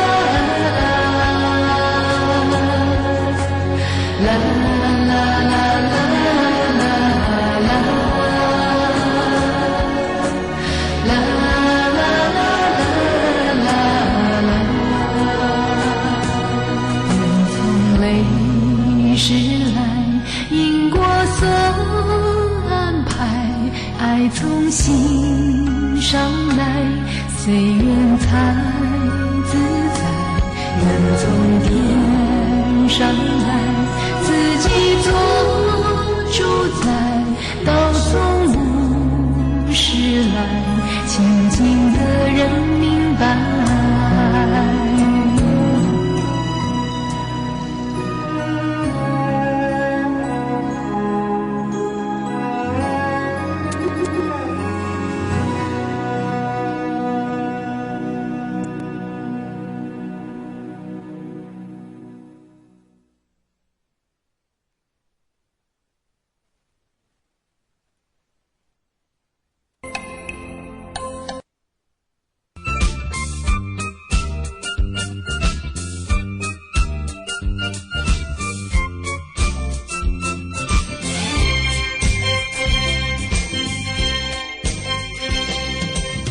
白鸟在天空飞翔，万物在大地成长。我们有远大理想，从今起就要速开创。我们充满祥和能量，把人心温暖，世界照亮。我们拥有慈悲心肠，把迷途羔羊带进康庄。把握住正确方向，让人生灿烂有希望。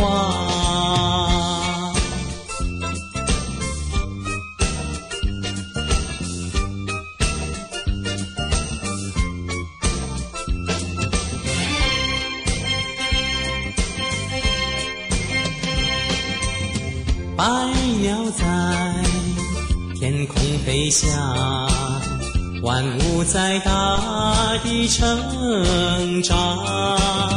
我们有远大理想，从今起就要速开创。我们充满祥和能量，把人心温暖，世界照亮。我们拥有慈悲心肠，把迷途羔羊带进康庄。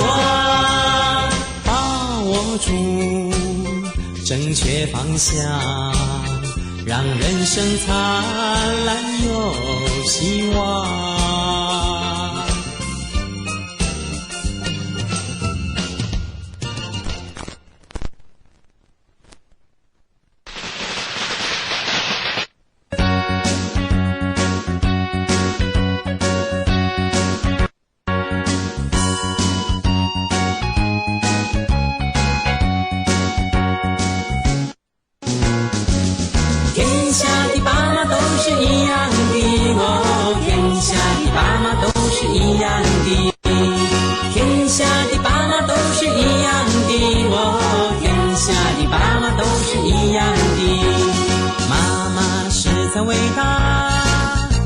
天带着一粒西瓜，我的爸妈呀常常心牵挂，宝宝平安吗？10月的怀胎惊吓，最担心肚里的娃娃，纵然我顽皮手脚体又大，爸妈笑哈哈。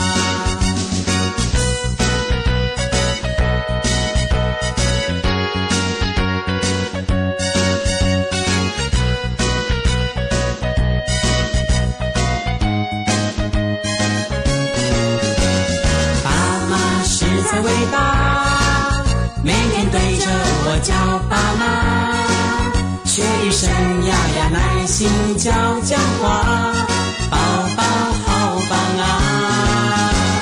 不管是地上雪爬，满脸是鼻涕全身沙，跌落床底下眼泪也流下，抱我亲嘴巴。天下的爸妈都是一样的，哦，天下的爸妈都是一样的，天下的爸妈都是一样的，哦，天下的爸妈都是一样的。甜蜜快乐的家，因为我的爸爸妈妈每天忙无暇还要照顾家，不会觉得傻。妈咪实在伟大，小宝贝一定会听话，体贴不会再乖巧人人夸，孝顺我爸妈。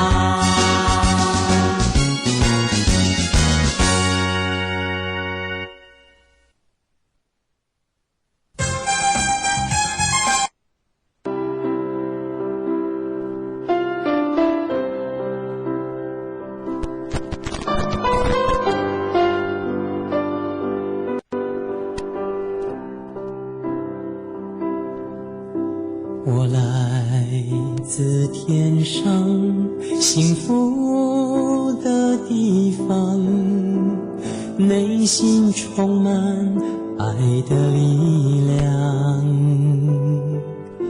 我走入凡乡，有不便主张，要把这份爱来分享。人生路上有挫折有风霜，也经历过许多变化沧桑。爱让我有希望，爱让我更坚强，爱让我看见美丽阳光。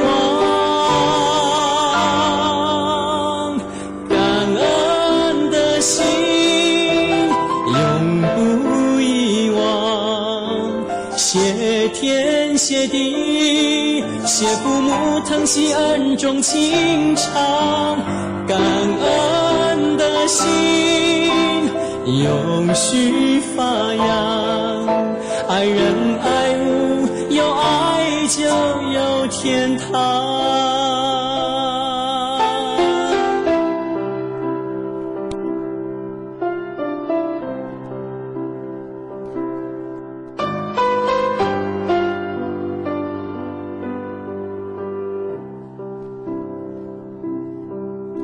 我来自天上幸福的地方，内心充满爱的力量。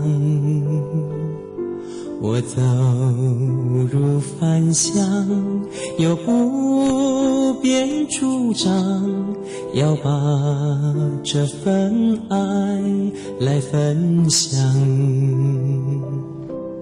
人生路上有挫折有风霜，也经历过许多变化沧桑。爱让我有希望，爱让我更坚强，爱让我看人间美丽阳光。感恩的心永不遗忘，谢天谢地谢父母疼惜恩重情长。感恩的心永续发扬，爱人爱物有爱就有天堂。感恩的心永不遗忘，谢天谢地谢父母疼惜恩重情长。感恩的心永续发扬，爱人爱物有爱就有天堂。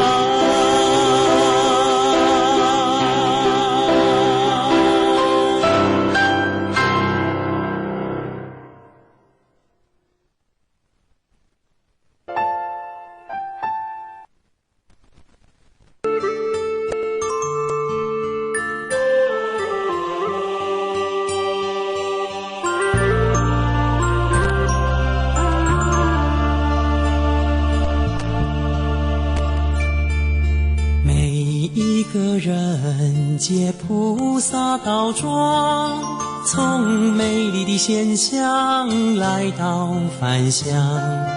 每一颗心都慈悲善良，用圣洁的佛光点燃星光，为了众生上法华轻轻地宣讲，为了大道传十方舍身去开荒。每一个人有极大力量，每一颗心有无限展望，感动众生生命多芬芳，传承大道千秋万世发光。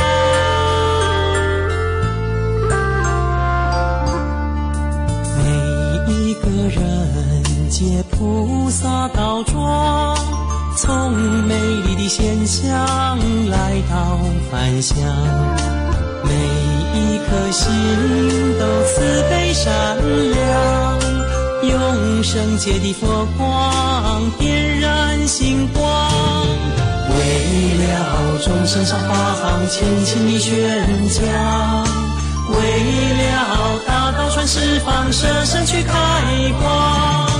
每一个人有极大力量，每一颗心有无限展望，感动众生生命多芬芳，传承大道千秋万世发光。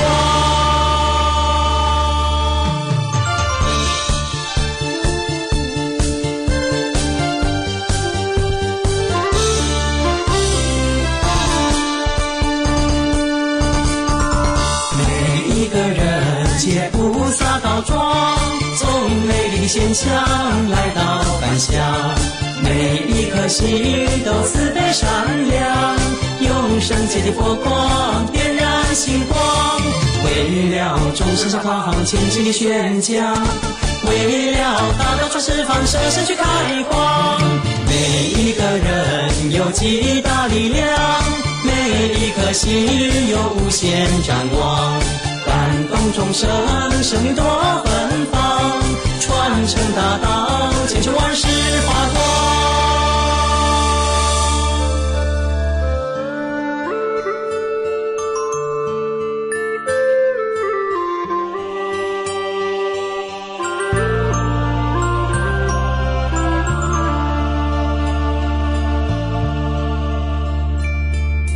每一个人借菩萨道庄，从美丽的仙乡来到凡乡。每一颗心都慈悲善良，用圣洁的佛光点燃星光，为了钟声上轻轻地宣讲，为了大道传释放，舍身去开荒。每一个人有极大力量，每一颗心有无限展望。感动众生，生命多芬芳，传承大道，千秋万世发光。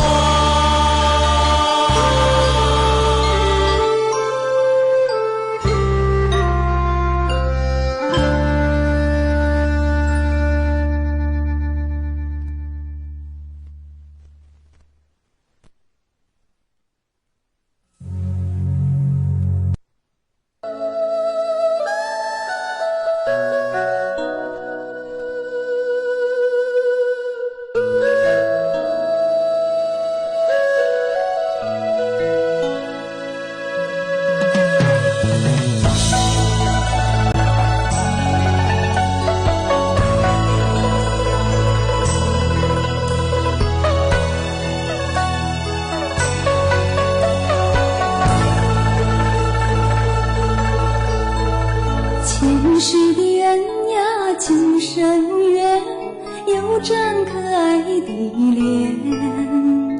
每天我呀不知摸几遍，心爱宝贝儿早相见，父母心肝儿天天念。宝贝宝贝，他是我今生牵。牵呀牵呀牵，宝贝呀，我嘛是心甘愿。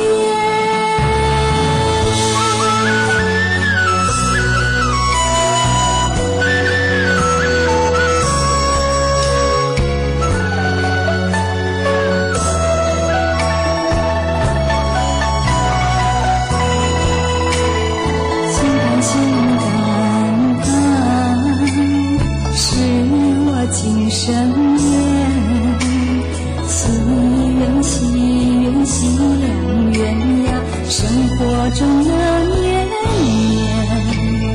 泥盆骨头呀，手老茧，汗珠串串相连。追心痛呀，咬牙忍受点，为了宝贝儿不怕险。听到哭声我心儿甜，宝贝宝贝，他是我今生牵。牵呀牵呀牵，宝贝呀，我嘛是心甘愿。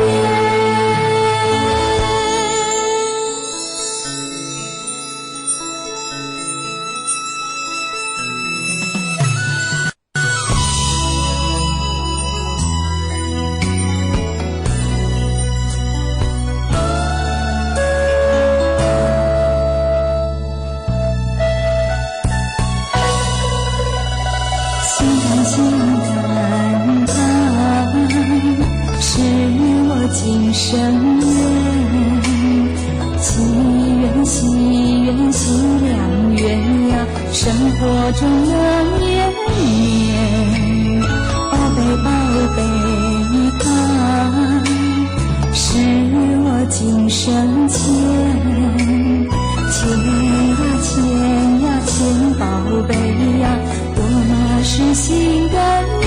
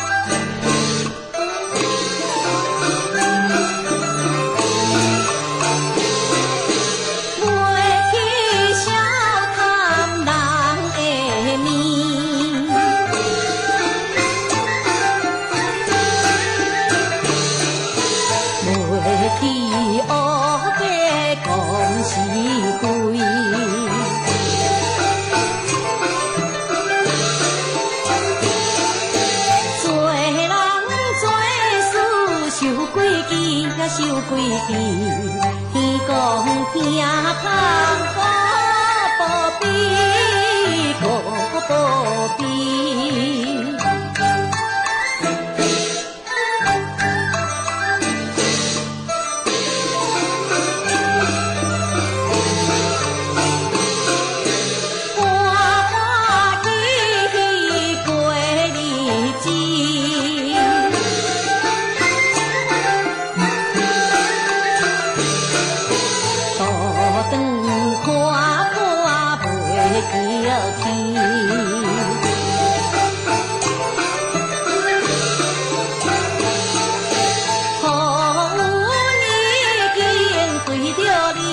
为着你，无烦无恼，正把你，正把你。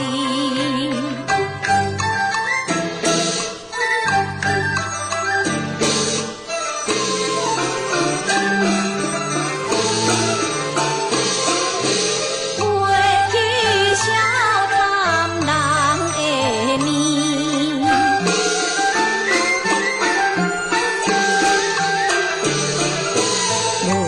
去学家讲是非，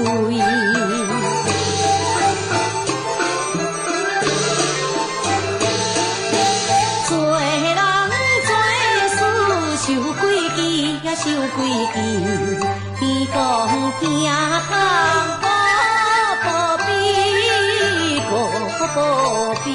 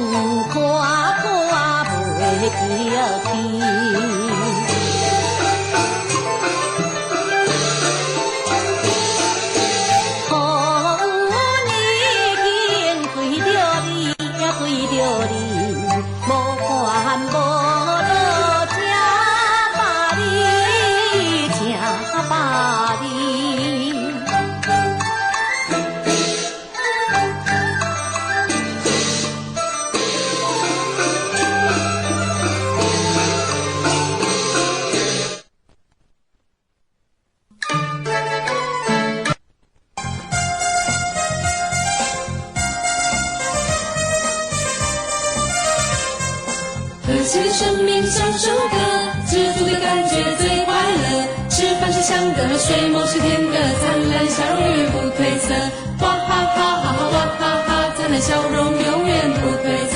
好感恩天地和父母，好感恩众人和万物。我们要欢呼，我们要祝福，还要散播欢乐在各处。哇哈哈哈哈哇哈哈，还要散播欢乐在各处。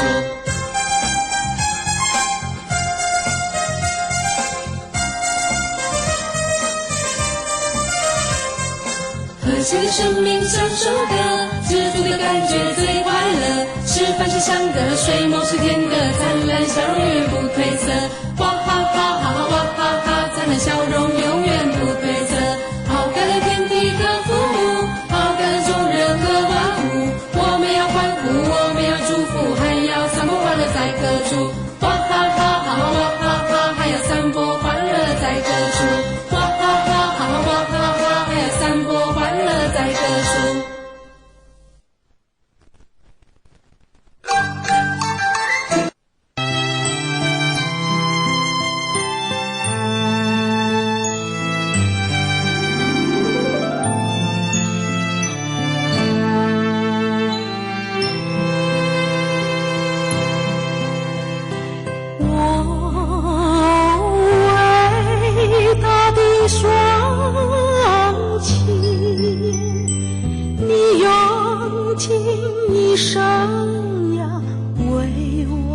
操心，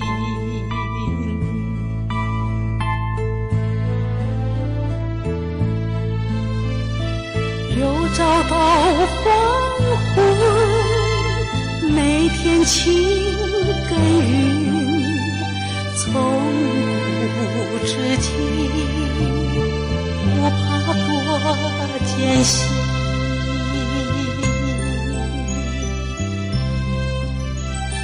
为了儿女和子孙，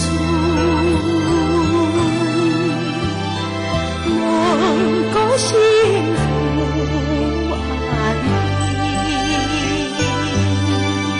宝贵生命换取我们美好富裕，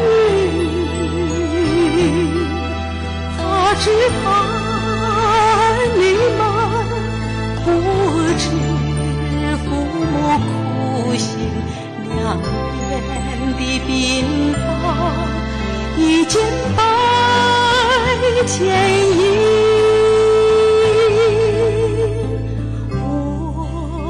伟大的双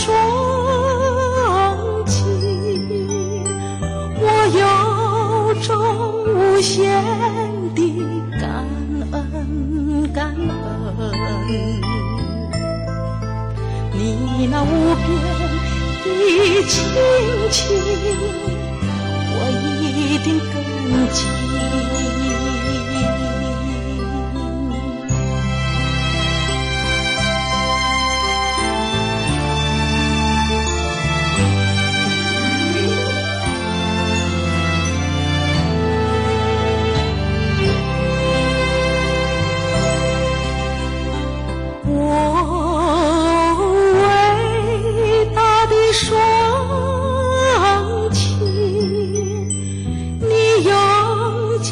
一生呀为我操心，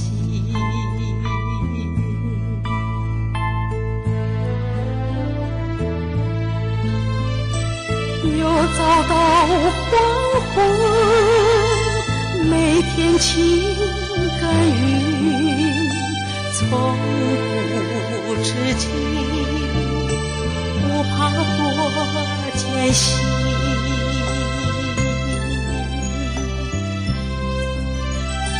为了儿女和子孙，能够幸福安宁，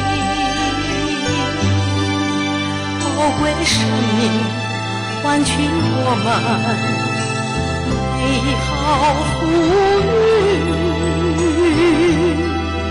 他只怕儿女们不知父母苦心，两眼的鬓发一件白剪衣。我伟大的双亲，我有着无限的感恩，感恩你那无边的亲情，我一定感激。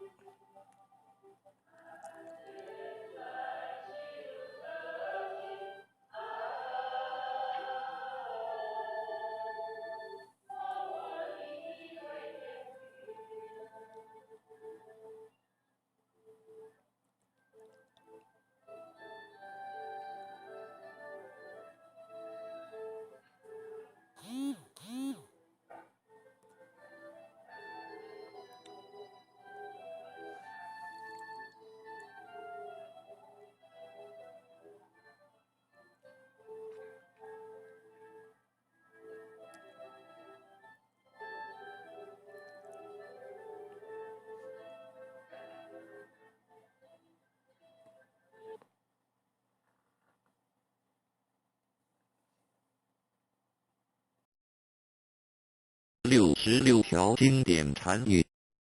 侠客文章1点：人之所以痛苦，在于追求错误的东西。2点：如果你不给自己烦恼，别人也永远不可能给你烦恼，因为你自己的内心你放不下。3点：你永远要感谢给你逆境的众生。4点：你永远要宽恕众生，不论他有多坏，甚至他伤害过你，你一定要放下，才能得到真正的快乐。5点：当你快乐时，你要想，这快乐不是永恒的。当你痛苦时，你要想，这痛苦也不是永恒。6点：今日的执着会造成明日的后悔。7点：你可以拥有爱，但不要执着，因为分离是必然的。8点：不要浪费你的生命在你一定会后悔的地方上。9点：你石磨时候放下，石磨时候就没有烦恼。10点：每一种创伤都是一种成熟。11点：狂妄的人有救，自卑的人没有救。认识自己，降服自己，改变自己，才能改变别人。12点：你不要一直不满人家，你应该一直检讨自己才对。不满人家，是苦了你自己。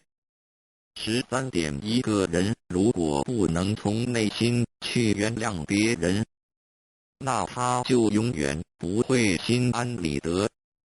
14点：心中装满着自己的看法与想法的人，永远听不见别人的心声。15点：毁灭人只要一句话，培植一个人却要1000句话，请你多口下留情。16点：根本不必回头去看咒骂你的人是谁。如果有一条疯狗咬你一口，难道你也要趴下去反咬它一口吗？17点：永远不要浪费你的1分1秒去想任何你不喜欢的人。18点：请你用慈悲心和温和的态度，把你的不满与委屈说出来，别人就容易接受。19点：同样的瓶子，你为什么要装毒药呢？同样的心理，你为什么要充满着烦恼呢？20点：得不到的东西，我们会一直以为它是美好的，那是因为你对它了解太少，没有时间与它相处在一起。当有一天你深入了解后，你会发现远不是你想象中的那么美好。21点：活着一天就是有福气，就该珍惜。当我哭泣我没有鞋子穿的时候，我发现有人却没有脚。22点：多1分心力去注意别人，就少1分心力反省自己，你懂吗？23点：憎恨别人对自己是一种很大的损失。24点：每一个人都拥有生命，但并非每个人都懂得生命，乃至于珍惜生命。不了解生命的人，生命对他来说是一种惩罚。25点：情执是苦恼的原因，放下情执，你才能得到自在。26点：不要太肯定自己的看法，这样子比较少后悔。27点，当你对自己诚实的时候，世界上没有人能够欺骗得了你。28点，用伤害别人的手段来掩饰自己缺点的人是可耻的。29点，默默的关怀与祝福别人，那是一种无形的布施。30点，不要刻意去猜测他人的想法。如果你没有智慧与经验的正确判断，通常都会有错误的。31点，要了解一个人，只需要看他的出发点与目的的是否相同，就可以知道他是否真心的。32点，人生的真理只是藏在平淡无味之中。33点，不洗澡的人，硬擦香水是不会香的。名声与尊贵是来自于真才实学的，有德自然香。原谅别人，就是给自己心中留下空间，以便回旋。34点，时间总会过去的，让时间流走你的烦恼吧。35点，你硬要把单纯的事情看得很严重，那样子你会很痛苦。36点，永远扭曲别人善意的人，无药可救。37点，说一句谎话，要编造10句谎话来弥补，何苦呢？38点，白白的过一天，无所事事，就像犯了窃盗罪一样。39点，广结众缘，就是不要去伤害任何一个人。40点，什么是诽谤最好的答复？41点，对人恭敬，就是在庄严你自己。42点，拥有一颗无私的爱心，便拥有了一切。43点，来是偶然的，走是必然的，所以你必须随缘不变，不变随缘。44点，慈悲是你最好的武器。45点，只要面对现实，你才能超越现实。46点，良心是每一个人最公正的审判官。你骗得了别人，却永远骗不了你自己的良心。47点，不懂得自爱的人，是没有能力去爱别人的。48点，有时候我们要冷静问问自己，我们在追求什么？我们活着为了什么？49点，不要因为小小的争执远离了你至亲的好友，也不要因为小小的怨恨忘记了别人的大恩。50点，感谢上苍我所拥有的，感谢上苍我所没有的。51点，凡事能站在别人的角度为他人着想，这个就是慈悲。52点，说话不要有攻击性，不要有杀伤力，不夸己能，不扬人恶，自然能化敌为友。53点，诚实的面对你内心的矛盾和污点，不要欺骗你自己。54点，因果不曾亏欠过我们什么，所以请不要抱怨。55点，大多数的人一辈子只做了3件事：自欺欺人，被人欺。56点，信是最大的骗子，别人能骗你一时，而他却会骗你一辈子。57点，只要自觉心安，东西南北都好。如有一人未渡，切莫自己逃了。58点，当你手中抓住一件东西不放时，你只能拥有这件东西。如果你肯放手，你就有机会选择别的。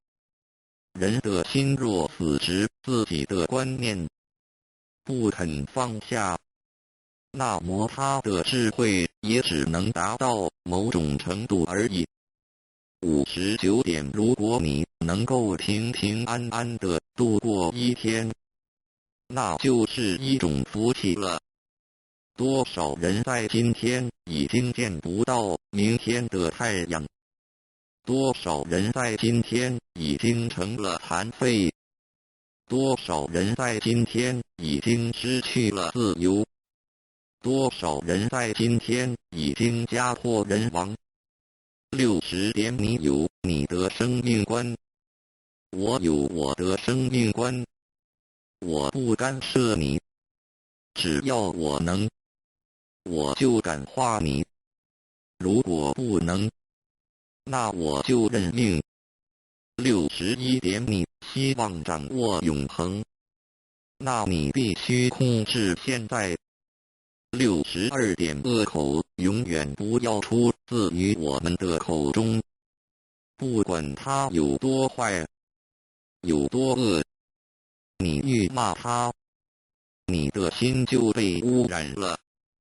你要想，他就是你的善知识。63点，别人可以违背因果，别人可以害我们，打我们，毁谤我们，可是我们不能因此而憎恨别人。为什么？我们一定要保有一颗完整的本性和一颗清净的心。64点，如果一个人没有苦难的感受，就不容易对他人给予同情。你要学救苦救难的精神，就得先受苦受难。65点，世界原本就不是属于你，因此你用不着抛弃。要抛弃的是一切的执着。万物皆为我所用，但非我所属。66点，虽然我们不能改变周遭的世界，我们就只好改变自己，用慈悲心和智慧心来面对这一切。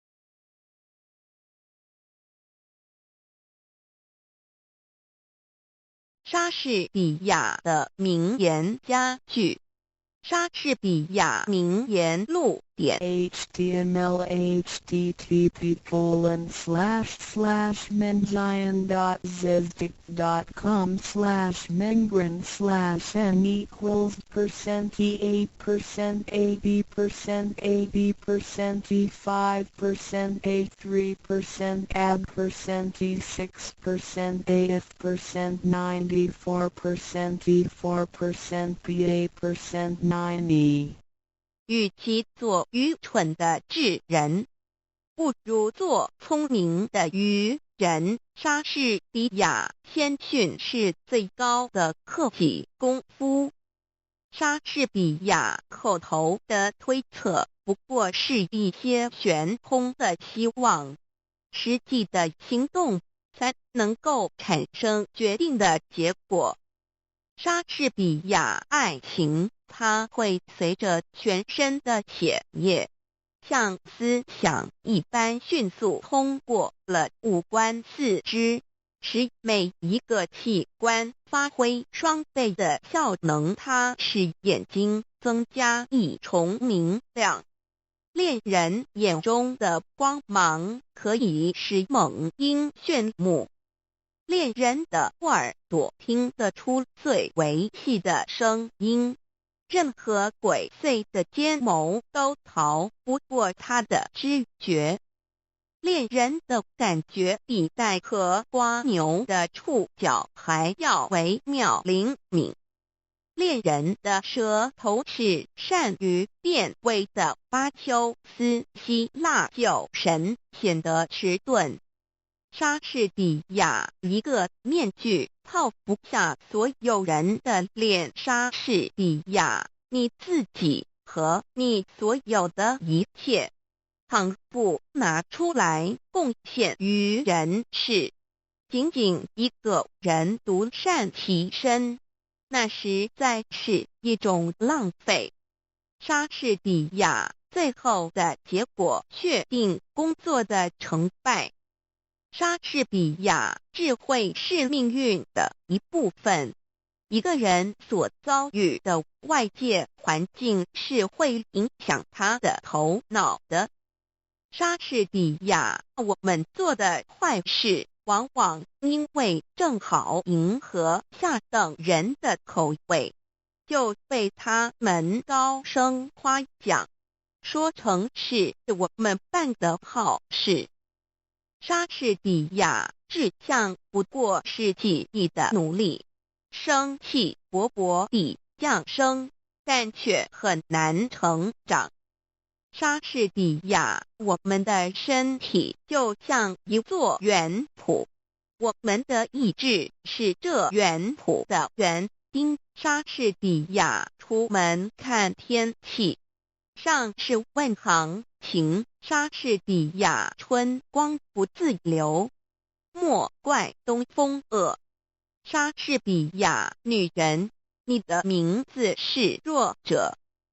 莎士比亚自愿的贫困胜于不定的浮华。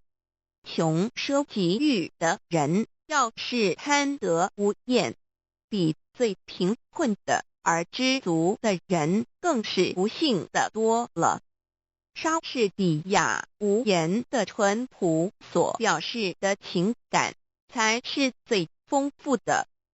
莎士比亚无言的淳朴所表示的情感才是最丰富的。莎士比亚真正勇敢的人，应当能够智慧地忍受最难堪的荣辱，不以身外的荣辱介怀。用息事宁人的态度，避免无谓的横祸。莎士比亚多听少说，接受每一个人的责难，但是保留你的最后裁决。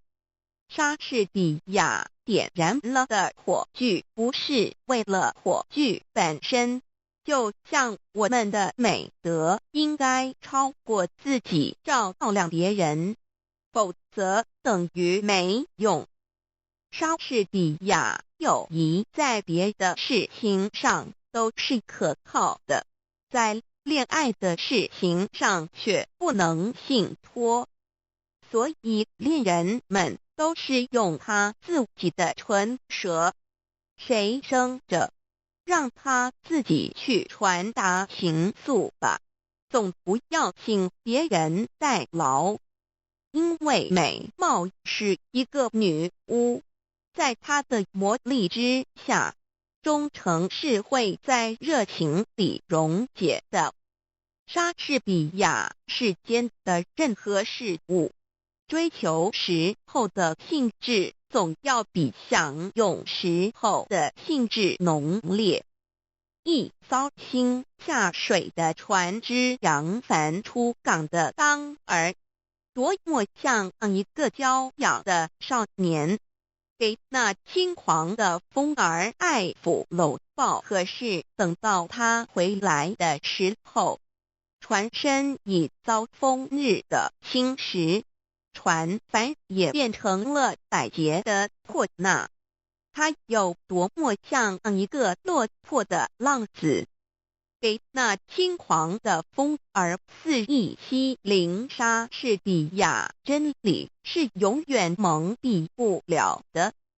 莎士比亚一个本领超群的人，必须在一群劲敌之前，才能够显出他的不同凡俗的身手。莎士比亚品性是一个人的内在，名誉是一个的外貌。莎士比亚世界上有一种人，他们的脸上装出一副心如止水的神气，故意表示他们的冷静，好让人家称赞他们一生智慧深沉，思想渊博。他们的神气之间，好像说，我的说话都是轮音天语，我要是一张开嘴唇来，不许有一头狗乱叫我看透这一种人。他们只是因为不说话，博得了智慧的名声。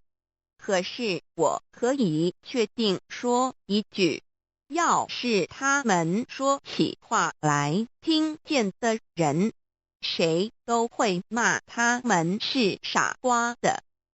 莎士比亚每一个被束缚的奴隶都可以凭着他自己的手挣脱他的锁链。莎士比亚凭着日晷上前丝的阴影，你也能知道时间在偷偷地走向亘古。莎士比亚草率的婚姻少美满。莎士比亚苦难可以试验一个人的品格，非常的遭遇可以显出非常的气节。莎士比亚本来无望的事，大胆尝试往往能成功。莎士比亚思想是生命的奴隶，生命是时间的弄人。莎士比亚庄严的大海产生蛟龙和鲸泥，清浅的小河里只有一些宫廷族美味的鱼虾。莎士比亚品性是一个人的内在，名誉是一个人的外貌。莎士比亚一个使性子的女人，就像翻腾的浊水，纵使口干舌燥，也不愿啜饮一口。莎士比亚真实爱情的途径并不平坦。莎士比亚无论男人女人，名誉是他们灵魂里面最切身的珍宝。谁偷窃我的钱囊？不过偷窃到有一些废物，一些虚无的幻值，他从我的手里转到他的手里，他也会做过千万人的奴隶。可是谁偷了我的名誉去，那么他虽然并不因此而富足，我却因为失去他而成为赤贫了。莎士比亚不要污蔑你所不知道的真理，否则你将以生命的危险重重补偿你的过去。莎士比亚仅仅一个人独善其身，那实在是一种浪费。上天生下我们，是要把我们当作火炬，不是照亮自己，而是普照世界。因为我们的德行倘不能推及他人，那就等于没有一样。莎士比亚书籍是全人类的营养品。莎士比亚爱情的鲜艳的容色和热烈的心，也会因困苦而起了变化。莎士比亚最恶劣的事态，总有一天告一段落，或者逐渐恢复原状。莎士比亚生活里没有书籍，就好像没有阳光；智慧里没有书籍，就好像鸟儿没有翅膀。莎士比亚爱情里面要是掺杂了和他本身无关的算计，那就不是真的爱情。莎士比亚宁愿做一朵篱下的野花，不愿做一朵受恩惠的蔷薇。与其逢迎献美，偷取别人的欢心，无名被众人所鄙弃，莎士比亚任何恶德的外表也都附着若干美德的标志。莎士比亚爱的力量是和平，从不顾理性成规和荣辱，它能使一切恐惧、震惊和痛苦在深受时化作甜蜜。莎士比亚不如意的婚姻好比是座地狱，一辈子激争恶斗，不得安生。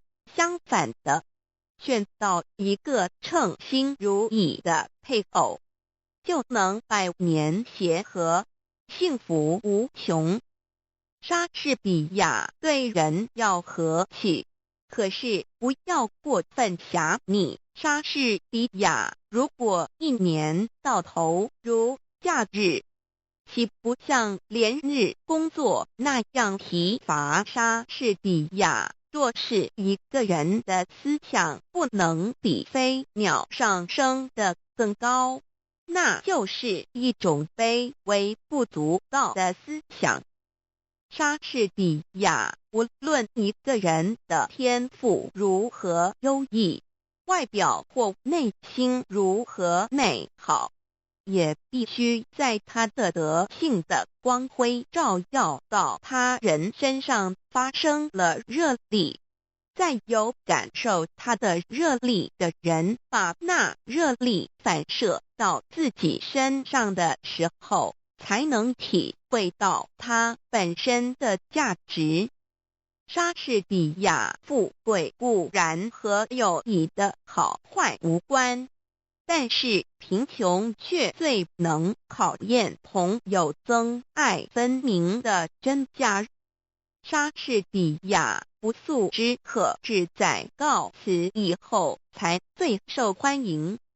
莎士比亚无言的纯洁的天真，往往比说话更能打动人心。莎士比亚与其做愚蠢的聪明人，不如做聪明的愚人。莎士比亚闪光的东西，并不都是金子，动听的语言并不都是豪话。莎士比亚华夏在富丽堂皇，也只是坟上楼阁。莎士比亚明智的人绝不坐下来为失败而哀嚎，他们一定乐观地寻找办法来加以一贯。就莎士比亚，道德和才艺是远胜于富贵的资产。堕落的子孙可以把贵显的门第败坏，把巨富的财产荡毁，可是道德和才艺却可以使一个凡人成为不配的神明。莎士比亚黑夜使眼睛失去它的作用，但却使耳朵的听觉更为灵敏。它虽然妨碍了视觉的活动，却给予了听觉加倍的补偿。莎士比亚自有戏剧以来，他的目的始终是反莎士比亚充实思想不在于言语的富丽。莎士比亚在时间的大钟上只有2个字：现在。莎士比亚简洁是智慧的灵魂，冗长是肤浅的早逝。莎士比亚千万人的失败，都有是失败在做事不彻底，往往做到离成功上差一步就终止不做了。莎士比亚情欲犹如炭火，必须使它冷却，否则那烈火会把心儿烧焦。莎士比亚对自己不信任，还会信任什么真理？莎士比亚心中充满旋律，能渗透到人们的心灵。莎士比亚，我的言语高高飞起，我的思想滞留地下。没有思想的言语永远不会上升天界。莎士比亚美貌和智慧很少结合在一起。莎士比亚让我指点20个人做人的道理，倒还容易。可是要我做这20个人中间的一个，奉行自己的教训，就没那么简单啦。莎士比亚不要想到什么就说什么，凡事必须三思而行。莎士比亚道德和才艺是远胜于富贵的资产。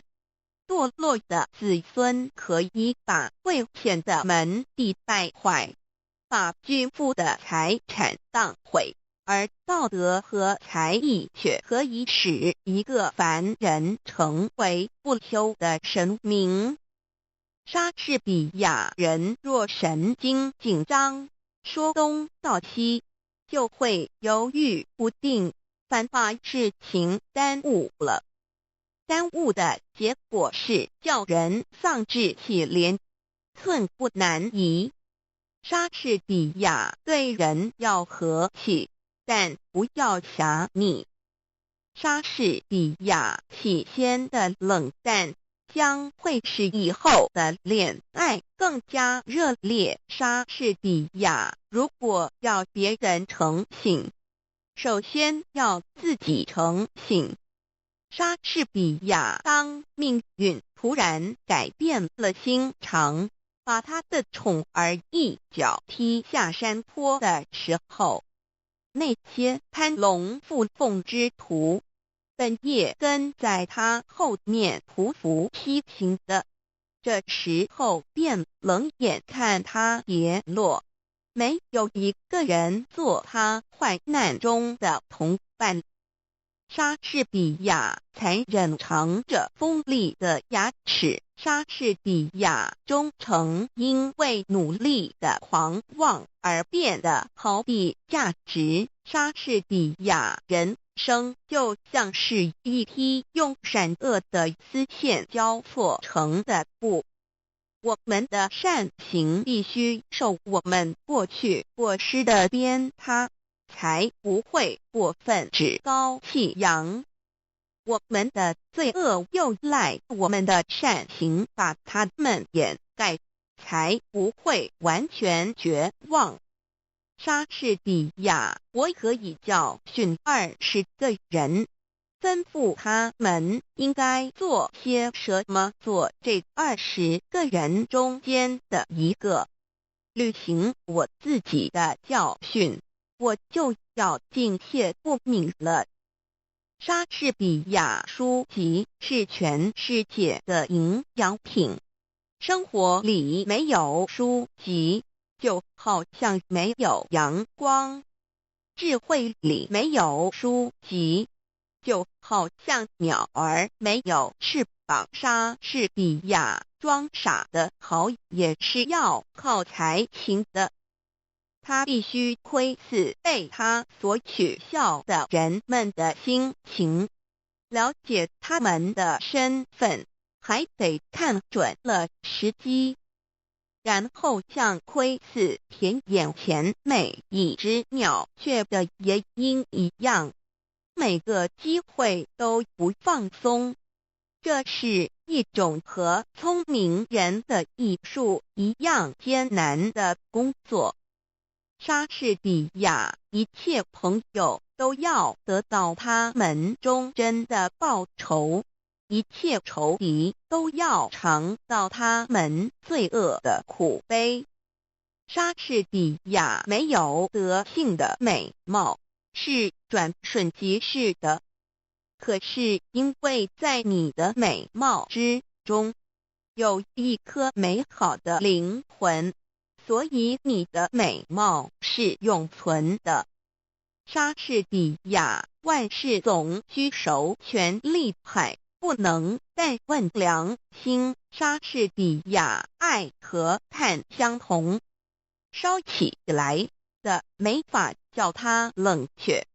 莎士比亚一套衣服、一顶帽子的式样时髦不时髦，对于一个人的来世没有什么相干的。莎士比亚只需一阵烈风就能把乌云吹散，并不是每块乌云都能引起一场风暴。莎士比亚失去了诚信，就等同于敌人毁灭了自己。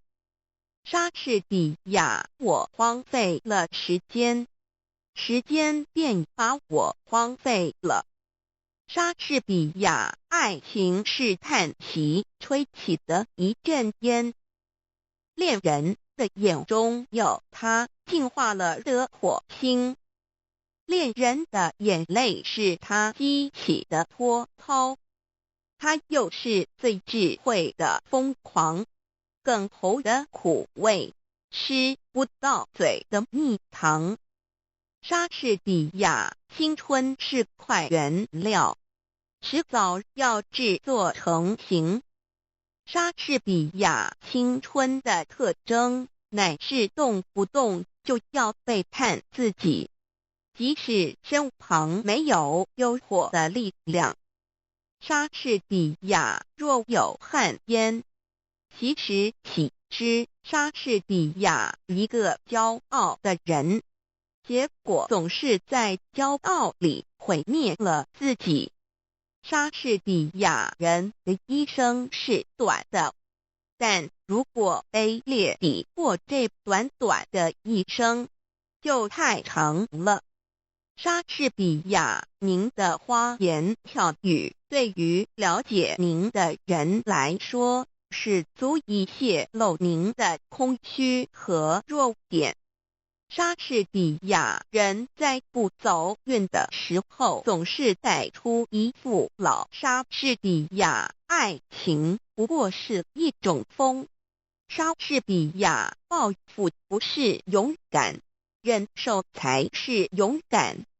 莎士比亚，自古红颜多过命。莎士比亚，人类是一件多么了不起的杰作，多么高贵的灵性，多么伟大的力量，多么优美的仪表，多么文雅的举动，在行为上多么像一个天使，在智慧上多么像一个天神，宇宙的精华，万物的灵长。莎士比亚，漂亮的阐发给俊俏的脸蛋平添光彩。莎士比亚，直到再找不到对手，才收藏起自己的剑锋。莎士比亚，人生苦短，若虚度年华，则短暂的人生就太长了。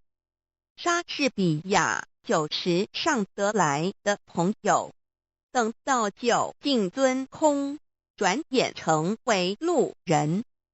莎士比亚，时间老人自己是个秃顶，所以直到世界末日也会有大群秃顶的徒子徒孙。莎士比亚，爱情不是花印下的甜言，不是桃花源中的蜜语，不是青年的眼泪，更不是死硬的强迫。爱情是建立在共同语言的基础上的。莎士比亚，天色越是晴朗空明，越显得浮云的浑浊。莎士比亚，名字有什么关系把玫瑰花叫做别的名称？它还是照样芳香。莎士比亚书籍是人类知识的总结。莎士比亚音乐有一种魅力，可以感化人心向善，也可以诱人走上堕落之路。莎士比亚谁想要马高山夷为平地？当一座山推倒以后，另一座山又已经堆了起来。莎士比亚毒药有时也能治病。莎士比亚从各方面对习俗的质疑，是每一个莎士比亚爱是一种甜蜜的痛苦。真诚的爱情永不是走一条平坦的道路的。莎士比亚没有力量的意志，就如同假装士兵的莎士比亚生命的短促，只有美德能将它流传到遥远的后世。莎士比亚时间正像一个趋炎附势的主人，对于一个邻居的客人不过和他略微握手，对于一个新来的客人却伸开了两臂，飞也似的过去抱住他。欢迎是永远含笑的，告别总是带着叹息。莎士比亚不应当急于求成，应当去熟悉自己的研究对象，锲而不舍，时间会成全一切。凡事开始最难，然而更难的是何以善终。莎士比亚大海有崖岸，热烈的爱却没有边界。莎士比亚，我们宁愿重用一个活跃的侏儒，不要一个贪睡的巨人。莎士比亚书籍是人类知识的总统。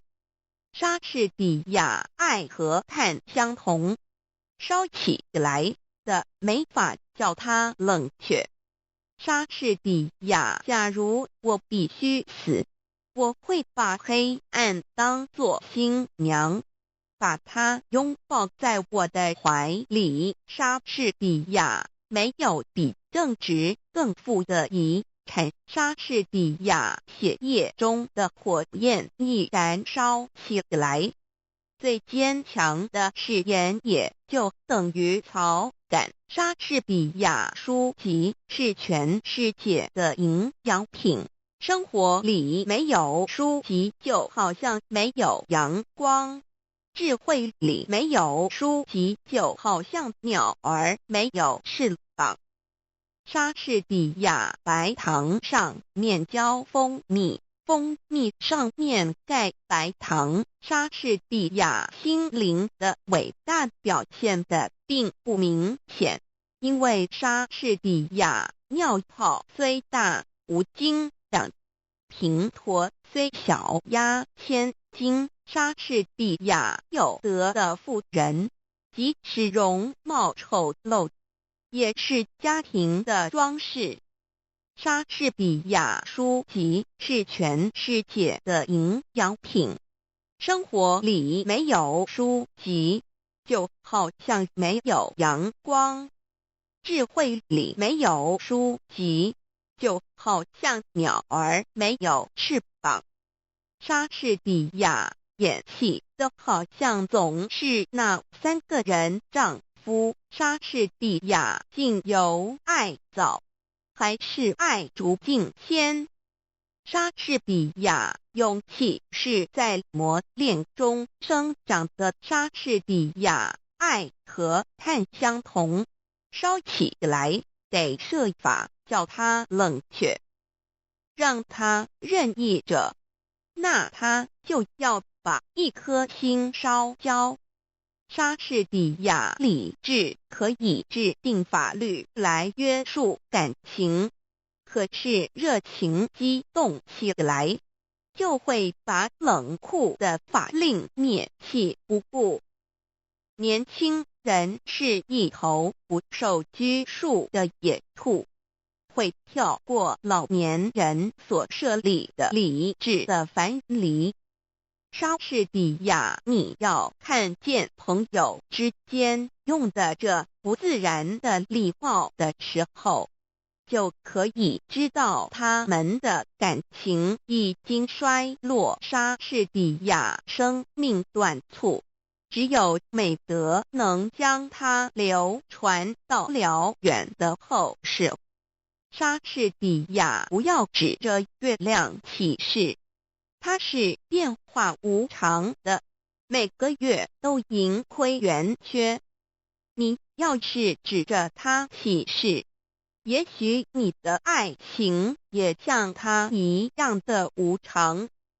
莎士比亚最深刻的真理是最简单和最朴素。莎士比亚朋友间必须患难相济，那才能说得上是真正的友谊。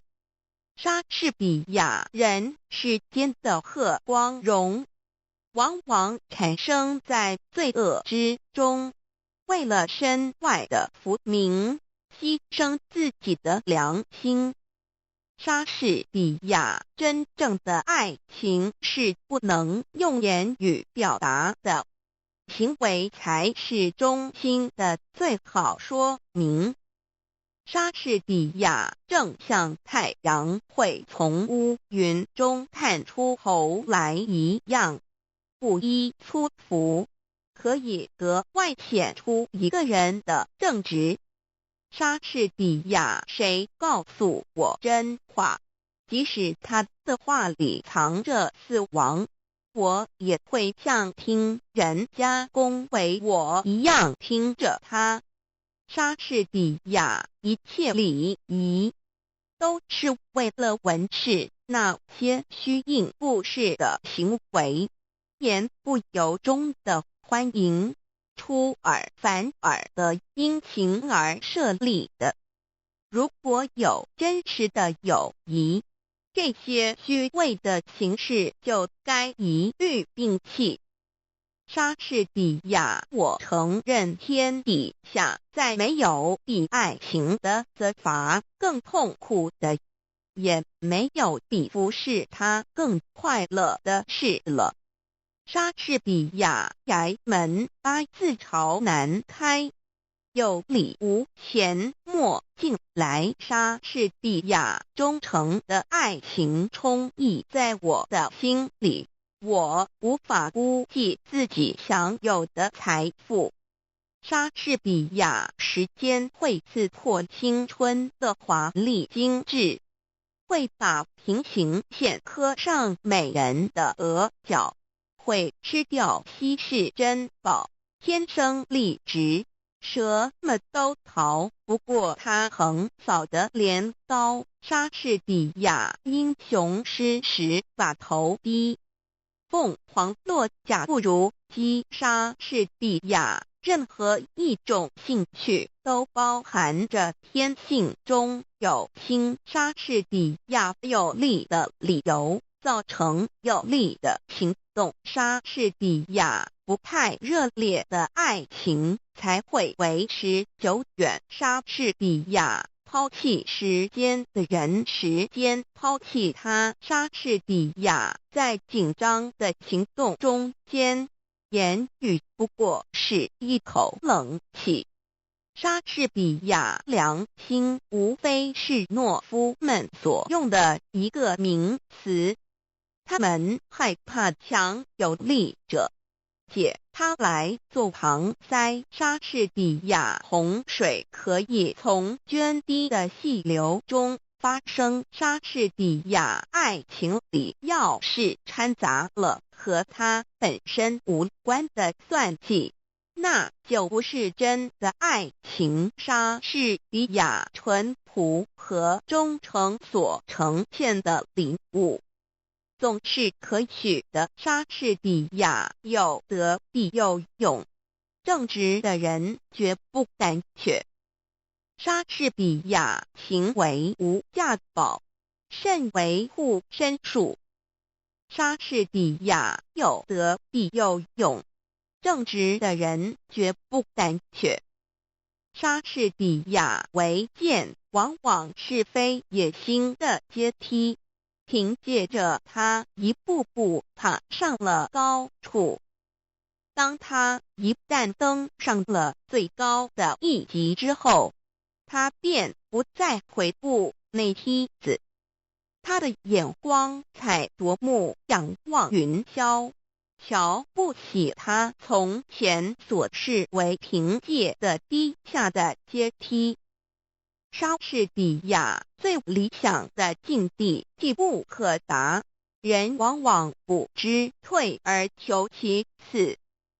莎士比亚和狐狸打交道，你必须比他更有心。莎士比亚生平富足的盛世突然养成一匹懦夫，困苦永远是坚强之母。莎士比亚强有力的理由产生强有力的行动。莎士比亚熄灭吧，熄灭吧，瞬间的灯火。人生只不过是行走着的影子。莎士比亚要是在我们的生命之中，理智和情欲不能保持平衡，我们血肉的邪心就会引导我们到一个荒唐的结局。可是我们有的是理智，可以冲淡我们汹涌的热情肉体的刺激和奔放的淫欲。莎士比亚虽然全是一头不直的熊，可是金子可以拉着他的鼻子走。莎士比亚好酒无需招牌，莎士比亚有很多良友，胜于有很多财富。莎士比亚无数人世的变化孕育在时间的胚胎里。莎士比亚老实人从来不吃亏，莎士比亚为的之前是请求，记得之后是命令。莎士比亚爱情的野心使人备受痛苦。莎士比亚酒池上得来的朋友，等到酒尽樽空，转眼成为路人。一片冬天的乌云刚刚出现，这二飞虫们早就躲得不知去向了。莎士比亚不管饕餮的时间怎样吞噬这一切，我们要在这一息尚存的时候，努力博取我们的声誉，使时间的镰刀不能伤害我们。莎士比亚不良的习惯会随时阻碍你走向成名获利和享乐的路上去。莎士比亚傻瓜的迟钝是才子的磨刀石。莎士比亚我们一个指头痛疼的时候，全身都会觉得难受。莎士比亚善恶的区别在于行为的本身，不在于地位的有无。莎士比亚金钱是个好兵士，有了它就可以使人勇气百倍。莎士比亚愚人的蠢事算不得稀奇，聪明人的蠢事才叫人笑痛肚皮。因为他用全副的本领证明了自己的愚笨。莎士比亚诡计需要伪装，真理喜欢阳光。莎士比亚爱比杀人重罪更难隐藏。爱情的黑夜有中午的阳光。莎士比亚爱你自己要爱在最后，真爱那些恨你的人。诚实比起腐败会给你赢得略多的好处。在你的右手里永远举着温顺的和平之，免得嫉妒之徒说闲话。做人要公正，不要怕。你所要达到的一切目的，应该是你的国家、上帝和真理所要达到的目的。莎士比亚谣言会把人们所恐惧的敌方军力增加1倍，正向回声会把一句话化成2句话一样。莎士比亚轻浮和虚荣是一个不知足的贪食者，他在吞噬一切之后，结果必然牺牲在自己的贪欲之下。莎士比亚老实人就是傻瓜，虽然一片好心。莎士比亚谣言是一只凭着推测、猜疑和臆度吹响的笛子。莎士比亚简洁是智慧的灵魂，冗长是肤浅的早是莎士比亚为失策找理由，反而是该失策更明显。莎士比亚提起那个怪物，虽然是魔鬼，会昏掉一切的羞耻心，也会做天使，把日积月累的美德善行熏陶成自然而令人安之若素的家常便饭。莎士比亚没有比正直更富的遗产。莎士比亚统一的太阳照着他的宫殿，也不曾比了我们的草屋。日光是一视同仁的。莎士比亚诚实比起腐败会给你赢得更多的好处。莎士比亚爱情不过是一种风。莎士比亚一个骄傲的人，结果总是在骄傲中毁灭了自己。莎士比亚爱是一种甜蜜的痛苦。莎士比亚任何大人物的张氏，无论是国王的冠冕摄政的宝剑大将的琼标，或是法官的礼服，都比不上仁慈那样更能衬托出他们的庄严高贵。莎士比亚什么地位、什么面子，多少愚人为了你这虚伪的外表而凛然而生。为莎士比亚，老实说，就有许多大人物，尽管口头上拼命讨好平民，心里却一点也不喜欢他们。莎士比亚一个人无论有着什么奇才异能，当然不把那种才能传达别人的身上，他就等于一无所有。也只有在把才能发展出去以后所博得的赞美声中，才可以认识它本身的价值。莎士比亚爱的力量是和平，从不顾理性成规和荣辱，它能使一切恐惧、震惊和痛苦在深受时化作甜蜜。莎士比亚没有什么事是好的或坏的，但思想却是其中有所不同。莎士比亚人生就像一段重复叙述的故事一般，可见莎士比亚有些人对你恭维不已口，可全都不是患难朋友。莎士比亚被认为是诚实的人，都会感到心里有莎士比亚。你的舌头就像一匹快马，它奔得太快，会把力气都奔完了。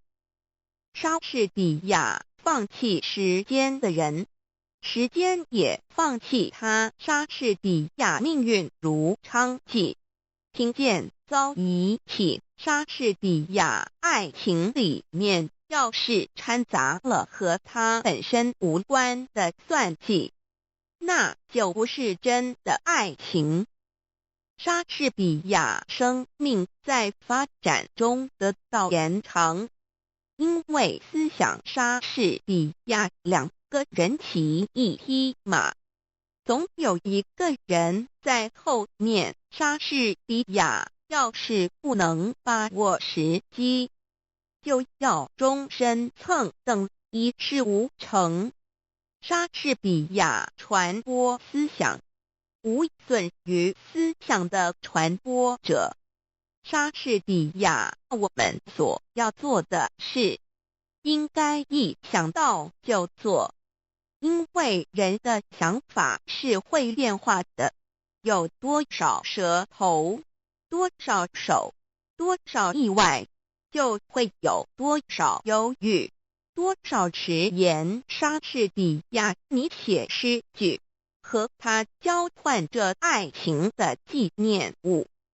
在月夜他的窗前，你用做作的声调唱着假作多情的诗篇，你用头发编成的外环指解虚华的事物，琐碎的玩具、花束、糖果，这些可以强烈地骗有一个稚嫩的少女之心的信使来偷的她的情。你用诡计盗取了她的心。莎士比亚，我们粗心的错误，往往不知看重我们自己所有的可贵的事物，直至丧失了它们以后，方是认识它们的真假。我们的无理的增贤，往往伤害了我们的朋友，然后再在他们的坟墓之前追凶哀泣。莎士比亚浪子挥霍的是他的祖业，财迷葬送莎士比亚。虽然权力是一头不直的熊，可是金子可以拉着他的鼻子走。莎士比亚仅仅一个人独善其身，那实在是一种浪费。上天生上我们，是要把我们当作火炬，不是照亮自己，而是普照世界。因为我们的德行上不能推及他人，那就等于没有一样。莎士比亚无瑕的名誉是世间最纯粹的珍珠。莎士比亚真正的爱情是不能用言语表达的，行为才是中心的最好说明。莎士比亚无数人的失败，都是失败于做事情不彻底，往往做到一成功只差一步就停下来。莎士比亚，女人是用耳朵恋爱的，而男人如果会产生爱情的话，却是用眼睛来恋爱。莎士比亚时间是审查一切罪犯的最老练的法官。莎士比亚俏皮话就像练剑用的钝刀猴子，怎样使也伤不了人。莎士比亚朋友间必须是患难相济，那才能说得上是真正的友谊。莎士比亚志愿不过是记忆的努力，总是有始无终，虎头蛇尾，像未熟些果子密布树梢，一朝红烂就会离去枝条。莎士比亚一个人看不见自己的鼻子，教堂屋顶上的风信标变幻莫测。莎士比亚适当的悲衰可以表示感情的深切，过度的伤心却可以证明智慧的欠缺。莎士比亚恶人的友谊一下子就会变成恐惧，恐惧会引起彼此憎恨，憎恨的结果，总有一方或双方得到就有应得的死亡或祸根。莎士比亚谦虚是最高的克己功夫。莎士比亚欺人的希望是一个宁人。一个时刻，当死神将要温柔地替人解除生命的羁绊的时候，虚伪的希望却拉住他的手，使人在困苦之中苟延残喘。莎士比亚游戏是小孩子的工作。莎士比亚社会建筑在实力上头，所以实力变莎士比亚有些人对你恭维不离口，可全都不是患难朋友。莎士比亚一个人思虑太多，就会失去做人的乐趣。莎士比亚爱比杀人重罪更难隐藏。爱情的黑夜有中午的阳光，莎士比亚必有忍，春乃有季，有容则乃大。莎士比亚一个人无论有着什么奇才异能，当然不把那种才能传达到别人的身上，他就等于一无所有。莎士比亚皇上就跟我一样，也是一个人罢了。一朵紫罗兰花，而他闻起来，跟我闻起来还不是一样。他头上和我头上和顶着一方天，他也不过用眼睛来看，耳朵来听啊。把一切容钱丢开，还他一个赤裸裸的本乡，那么他只是一个人罢了。虽说他的心思寄托在比我们高出一层的事物上，可是好比一只在云霄里飞翔的老鹰，它有时也不免降落下来，栖息在枝头或地面上。莎士比亚，如果我们生命的天平上，一边没有理智的平衡，另一边情欲的平盘，那么我们身上下流的欲念就会把我们引导到荒唐透顶的结局。莎士比亚不太热烈的爱情才会维持久远。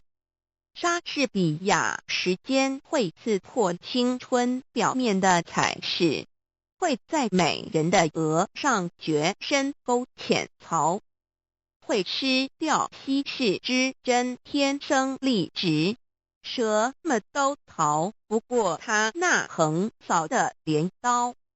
莎士比亚衣服新的好，朋友旧的好。莎士比亚一个人思虑太多，就会失去做人的乐趣。莎士比亚人们在被命运眷宠的时候，勇倔强弱至于贤不孝，都看不出什么分别来。可是一旦为幸运所抛弃，开始设立惊涛骇浪的时候，就好像有一把有力的大扇子，把它们扇开了，柔弱无用的都被扇去，有毅力有操守的却会着力不动。莎士比亚点燃了的火炬不是为了火炬本身，就像我们的美德应该超过自己照亮别人，莎士比亚良心这玩意儿使人变胆怯，想做小偷，害怕谴责，想谩骂重伤，又怕斥责。良心是在人内心造反的最怕寂寞的家伙。莎士比亚恋爱是盲目的，恋人们瞧不见他们自己所干的傻事。莎士比亚正直的人必须和正直的人为伍，因为谁是那样刚强，能够不受诱惑呢？莎士比亚先言蹉跎，来日无多，20隶书，请来问我，衰草枯杨，青春易过。莎士比亚思想自由的精灵。莎士比亚上一页123456名言佳句作者名彦一名英国培根。莎士比亚谚语歌德欧洲巴尔扎克高尔基毛泽东鲁迅雨果法国马克思富兰克林罗曼罗兰爱因斯坦泰戈尔维吾尔族爱默生苏霍姆林斯基托夫勒列宁西塞罗卢梭美国德国艾现生蒙田苏联日本阿拉伯契诃夫俄罗斯蒙古族恩格斯亚里士多德列夫托尔斯泰。更多名言佳句分类人生、生活、爱情、智慧、真理、时间、科学、思想、人类生命、工作、劳动、幸福、友谊、知識、成功、力量、社会价值、创造、理想、道德、自然。更多 http://menzion.zizdik.com/mengrn/e=%, /e=80%, /e=%, 认识老母娘天。上帝是否存在？天古人认为天是有情感能思想的存在者。孔子说过，或罪于天，无所导也。所作所为得罪了上天，有违天理，那么祈祷再多也是没有用的。予所否者，天厌之，天厌之，做了违背良心的事情，上天就会唾弃我为为乎？为天为大，伟大啊！只有天最高大。天，孔子、孟子思想中，天似乎也是能安排一切的主宰。孟子也说过，天将降大任于斯人也，必先苦其心志，劳其筋骨，饿其体肤，空乏其身，情拂乱其所为，所以动心忍性，增益其所不能。道大道无形，生育天地；大道无情，运行日月；大道无名，讲万物，无不知其名，想名曰道。心经经有一位真神，自从造天地以来，神的永能与神性是明明可知的，实际是眼不能见，但借着所造之物，就可以晓得，叫人无可推诿。罗马书第1章第20节，我们要如何向人证明真正有一位上帝的存在？虽然上帝的存在不需要也不可能用人的方法来证明，但是很多人都不由自主地相信宇宙当中必然有一位冥冥中的主宰。在我们生活经验中，当我们尽了所有的努力，常常会带着希望说谋事在人，成事在天，生死有命，富贵在天。当事情不太顺利时，我们也常安慰自己说天无绝人之路，若事情已经绝望了，我们只好叹息天不从人愿。最后事情若起死回生时，我们会高兴地说天理昭昭，老天有眼，有一位真神上帝，看不见的并不表示就不存在。如空中有许多电波承载着美妙的音乐影像，虽然看不见电波，只要能借着适合的方法收音机电视，我们不但能知道电波的存在，而且能与这些电波有正确的接触。上帝虽然是我们肉眼所不能见，但借着他所创造的浩瀚宇宙和微妙自然，我们就能知道有一位真上帝，万物的创始者，有一位真神太初有道与神同在，道就是神，这道太初与神同在，万物是借着他造的，凡被造的没有一样不是借着他造的。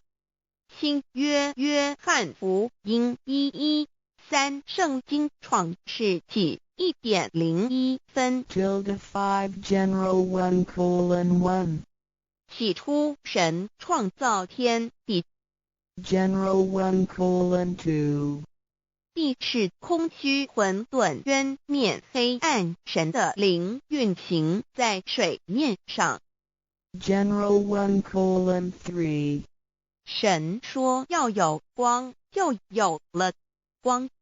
General 1:4 神看光是好的，就把光暗分开了。 General 1:5 神称光为昼，称暗为夜，有晚上，有早晨，这是头一日。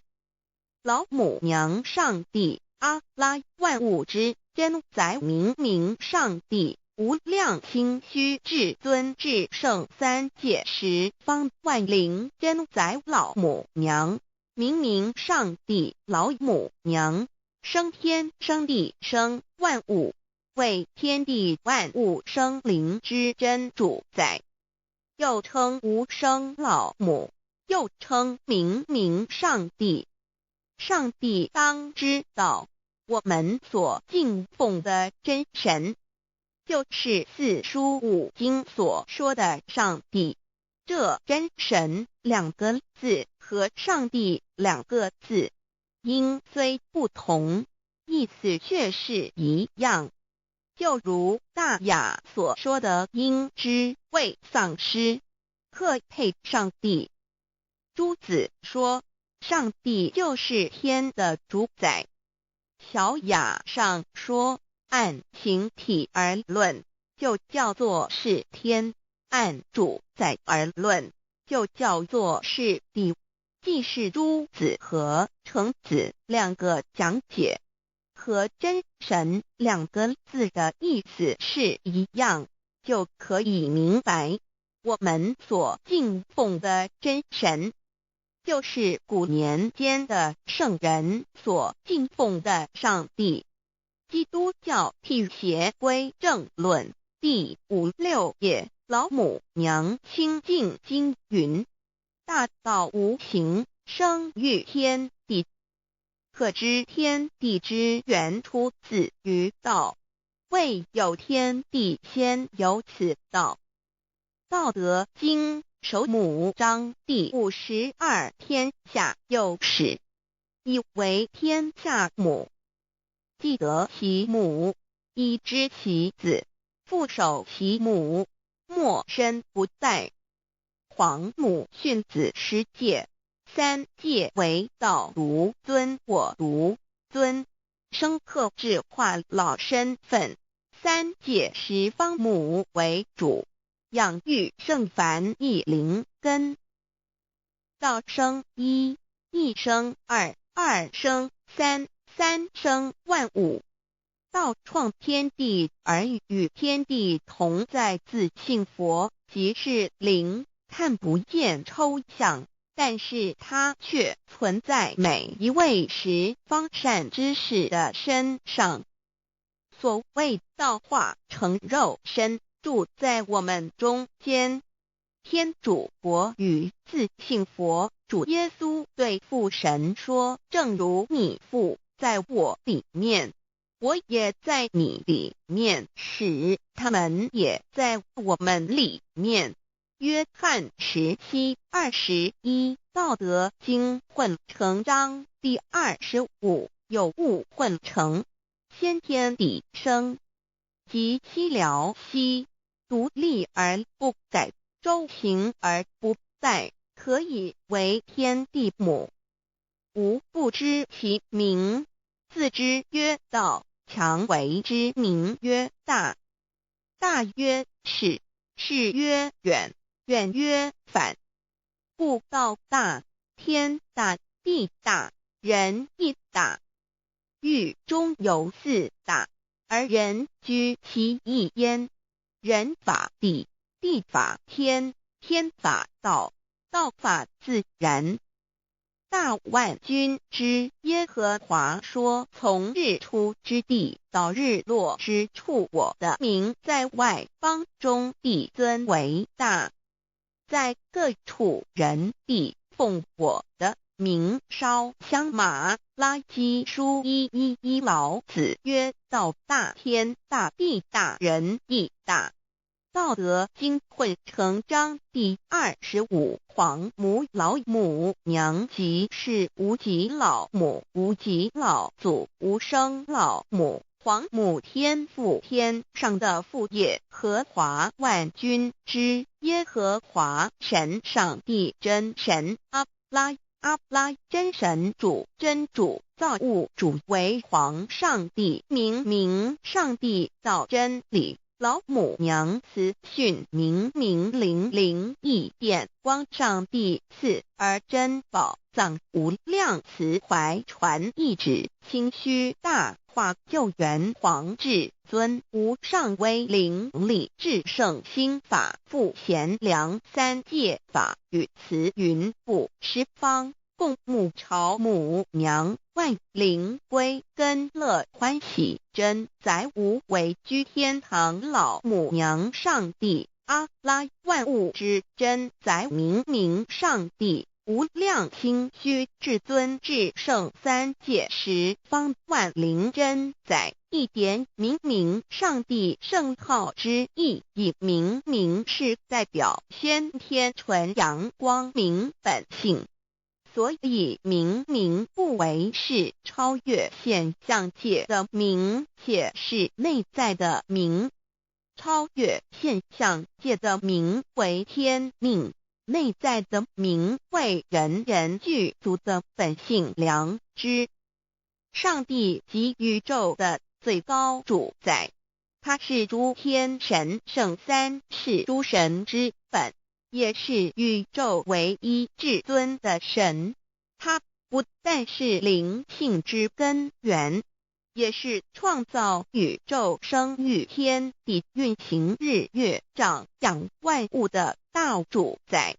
在人而言，亦如无人本具之本性良知，如帝尧之大仁，虞舜之大巧，夏禹之大功，文王之大德，周公之大才，老子之感应，孔子之忠恕，释迦之能静，耶稣之博爱，木圣之清真，观音之道慈，是智之喜舍，文殊之大智，普贤之大行，弥陀之平直，观圣之刚正，纯阳之虚明，五目之精中，等十方众圣，三世诸佛，一切奥义妙理，无量智慧功德，神通妙用，全是由上帝的性体中流露出来的。上帝的性体尽虚空遍法界，我们所看到的一切，所看不到的一切，全是上帝所变现的，所以我们时时刻刻都是与上帝同在的。上帝的灵光大而无极，范围天地，小而无内，细入无间。凡是日月星辰、江海井泉、白云彩虹、雨露霜雪，一花一木，一草一蛋，宇宙森罗万象，全在上帝的性海中。无量清虚形容明明上帝是无量智慧之根本，无量妙行之本处，无量功德之源头，是真空妙有，虚灵不灭的。至尊至圣世尊崇其位为至尊至贵，至高无上的，敬奉其德是圆融完美无缺的。三界十方，三界是指欲界、色界、无色界。十方指东西南北东南西北东北西南上下，表上帝的性体尽虚空遍法界无所不在。 X 三界28天图万灵真在说